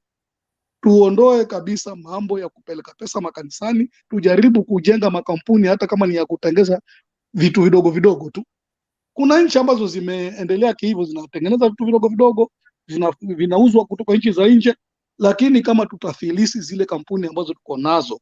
Kwa mfano in Kilifi, when I was young, there was a Kenya cashew factory. Hiyo kampuni saa hizo machuma, hizo mashine zina rust pale. Hakuna mtu amefikiria kuzifufua, ndio wale watu wa Kilifians wapate kitu cha kufanya. Sasa wale kazi yao ni kuamini tu kwa kiroho. Mimi nikaenda kwa kanisa, maybe pale nitaombewa na nitarudi bila njaa, nitaombewa yale maji ya chumvi ya kuipangu kwa nyumba yatakuwa mazuri. Unaona, vitu kama hivyo ndio vinatusumbua pale Kenya. Hatusumbuli na vitu vingine kabisa. Hata tutaongea mingi hapa, too much talking, lakini kitu kinasumbua ni these politicians, they have to work for us. They have to build small companies for the people. Hata huyo mama mboga pia watu wanafanya kazi hapo kwa kampuni ndogo, jioni wanaenda wananunua tomata kwa mama mboga naye anapata nini yake. Lakini kama hakuna kitu kama hicho, tunaambiwa tu mama mboga, vibanda vitajengwa. Everybody kama ana kibanda, ni nani ataenda kununua kwa mwingine? So vitu kama hivyo ndio vitu ambavyo ni tuviondoe kabisa kwa akili. Tuweke akili yetu kuwa tunataka kusaidia maskini, raia wote, tupigane na umaskini, watu wajenge vikampuni ndogo ndogo. Kuna vitu vidogo vidogo na vinawezekana, si hata haviwezekani. Watu wana pesa nyumbani Kenya pale, watu wana pesa, especially watu wa Nairobi. Nikiwa Mombasa mimi ndo naona wazungu siku hizi ndo wanakuja kama matourist, watu wa Nairobi. So inaonekana pesa iko. Why don't they try to build some things? Yeah? Ile watu wawe tu active, wanapata riziki yao. Vitu nyingi sasa zimekufa.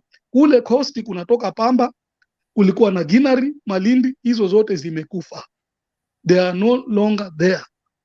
So what do these people do? Hata akisikia mtoto amekosa kwenda skuli, atamwangalia. I have my cousins around there which I know they have never gone to school kwa sababu hawana kitu ya kwenda skuli. Kwa hivyo kitu iko pale ni Kenya isimame na mapolitician ambao watatutengenezea vitu vya kufanya, vitu ambavyo vitawafanya watu wapate riziki yao, na haya makanisa yatapungua. Lakini kama watu wako idle, they will go there, they will be deceived and everything. Mtu akaenda kufanya magician, basi anamchukua akili. Maka akimwambia me I can take you to give me 10 shillings, I will make them 100. Na afanyiwe pale aone, the next day anajua akipeleka 10,000 atapata 1 million. He will bring the money inside there. Believe me. Okay. So that is a big risk. Maoni mazuri Steve Chalo, napenda hizo na jinsi umeleta maada mengi, lakini asanti pia kwa sababu pia umekuwa wa kutufunza mengi, especially concerning these two pastors. Pia we Kenya Rebel, you have always come through. Ellie, Black, Alex and many who have joined in the show. We have done 4 hours today. Tomorrow we have a big show. Kesho ni ndefu, kesho ni politics.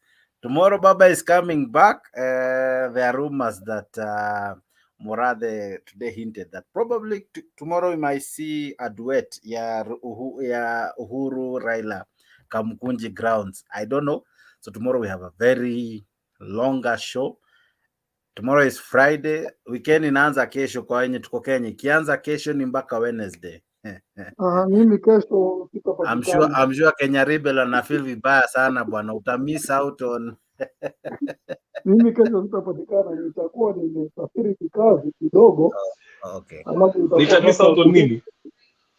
Utamiss out on holiday ya siku 4 jamaa. Lakini ninaenda kikazi na ninaenda holiday. Okay. Naenda kufanya kazi kesho. Alafu hiyo Saturday, Sunday, Monday nitakuwa niko holiday. Sababu tuko kwa kazi holiday, alafu nitarudi Mombasa on Tuesday the evening. Sasa nitakuwa. Lakini nashukuru kuwajua kaka ukijaliwa kumbuka wenzio bana we. Hiyo tuko tu. Mimi na Kenya Rebel hatuwezi kataa kwenda holiday jamaa. Ndio. Ni vile ninaenda kikazi na alafu bibi yangu naye amesema twende pamoja. Kwa hiyo nikamwambia tukifika kule sasa tukimaliza kazi tutafanya holiday kidogo. I want to have a life like yours. Anyway. Thank you. Asante. Ni ngumu. Asante sana. Asante sana Chalo. Kenya Rebel umekuwa fiti. Thank you. I also want to thank you guys for always tuning in. Gitash, Judy Mwaria, I see Abdullah Akondani and many who have been joining in. Thank you so much for always keeping this show as it is. Asante sana, mmefanya hii show ikakuwa fiti. And as usual, all I can do is thank you so much.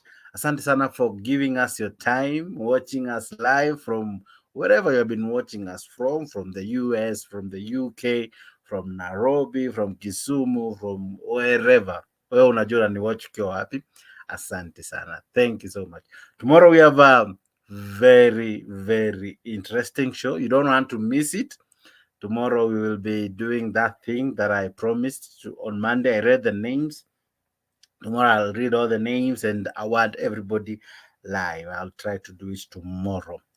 Thank you for tuning in. Thank you for choosing Mtembei TV. And as I always promise you, I have a great song for you. I have something that will always end the show. So today I wrap up a show with an old song that has been renditioned by some good guys. I don't know if you guys remember an artist by the name Munish. He had nice songs back in the days. So there are guys who have taken TikTok viral by doing his rendition. So I end up with that song, but I wish you the very best. See you tomorrow, or rather today, because it's already 2 a.m., 2:14 p.m., 2:14 a.m. rather. So I wish to see you tonight at 10 p.m. We will 10 p.m. Kenyan time. So keep that in mind, and above all, enjoy your day, your morning, your night, and we will see each other that time. Thank you so much, Dennis Dan Kip from Ireland, and many who are joining me live. Rian Kipro Ukondani, unasema interesting indeed. Thank you so much. God bless you. Have a fantastic day. Enjoy this song even as I wrap up the show. Thank you so much.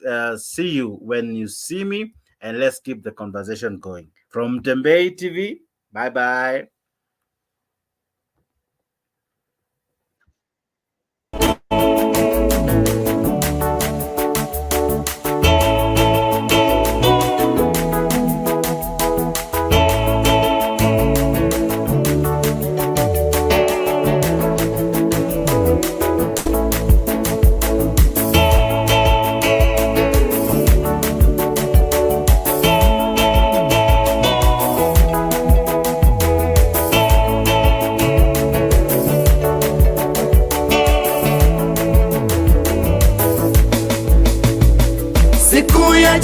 Kama ndivyo yalivyo, mpaka Roho aliponionyesha, shetani anavyojua kujigeuza kama malaika yule wa nuru, najigeuza mekuwa rangi nyingi, najiingiza kwa siri kanisani, watu wa Mungu wao bila kujua, hata wameanza kumuabudu.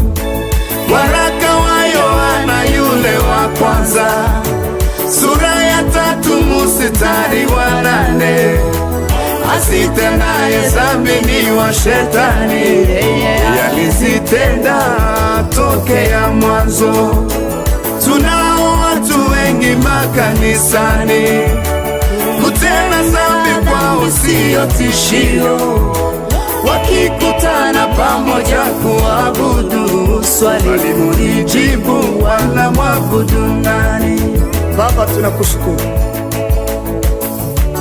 neema yako ni ya milele Mungu. Tunaombea kizazi cha leo kinacho majivuno na ukaidi,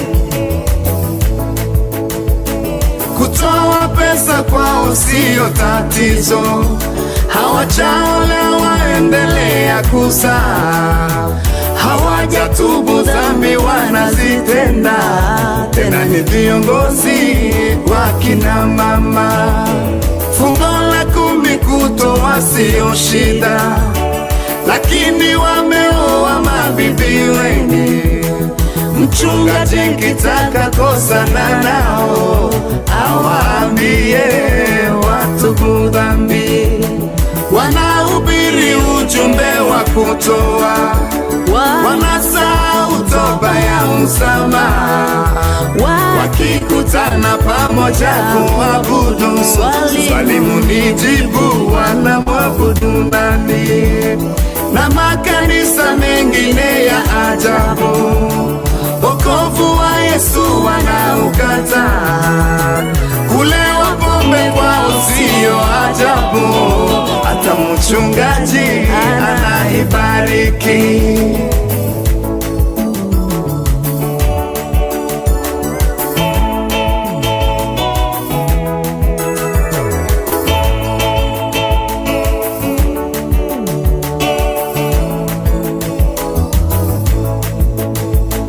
Giza na nuru vinashirika gani?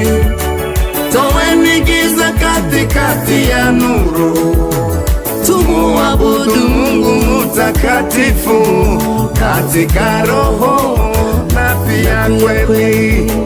Yesu ni kweli tena ndiye uzima na njia ya kutufikisha mbinguni. Mungu ataka sote tumuabudu katika roho na pia kweli. Ewe shetani pepulie mchafu na kuamuru kwa jina lake Yesu, toka ndani ya kanisa lake Mungu, uende kuzimu kachomwe moto. Tumegundua ila na njama zako, tukuabudu wewe ni kama nani? Tunaye Mungu wetu Baba Yehova, sifa utukufu ni wake milele. Tunaye Mungu wetu Baba Yehova, sifa utukufu ni wake milele. Tunaye Mungu wetu Baba Yehova, sifa utukufu ni wake milele. Tunaye Mungu wetu Baba Yehova, sifa utukufu ni wake milele. Tunaye Mungu wetu Baba Yehova, sifa utukufu ni wake milele. Tunaye Mungu wetu Baba Yehova, sifa utukufu ni wake milele. Tunaye Mungu wetu Baba Yehova, ni wake milele.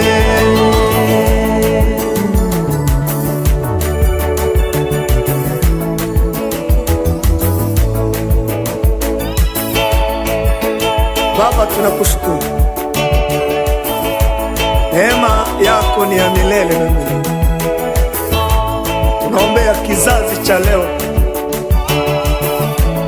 kinacho majivuno na ukaidi,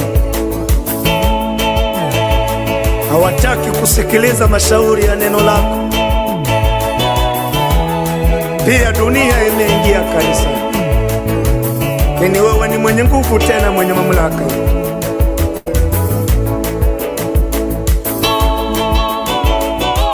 Matatizo yamekuwa mazito, ila wanataka wahubiriwe kadiri na gisi wanavyotaka na mienendo ya tamaa zao. Lakini unaweza. Naombea makanisa yote ulimwenguni, jizirishe na kufanya kazi na kuonekana, kwa sababu msaada wetu ni wewe, tena kimbilio. Mwandishi akaandika kasema ya kwamba katika mkono wako ndipo tunapokea mema na utukufu wa Mwenyezi Mungu kuonekana katika huduma. Lezano osikaso reforme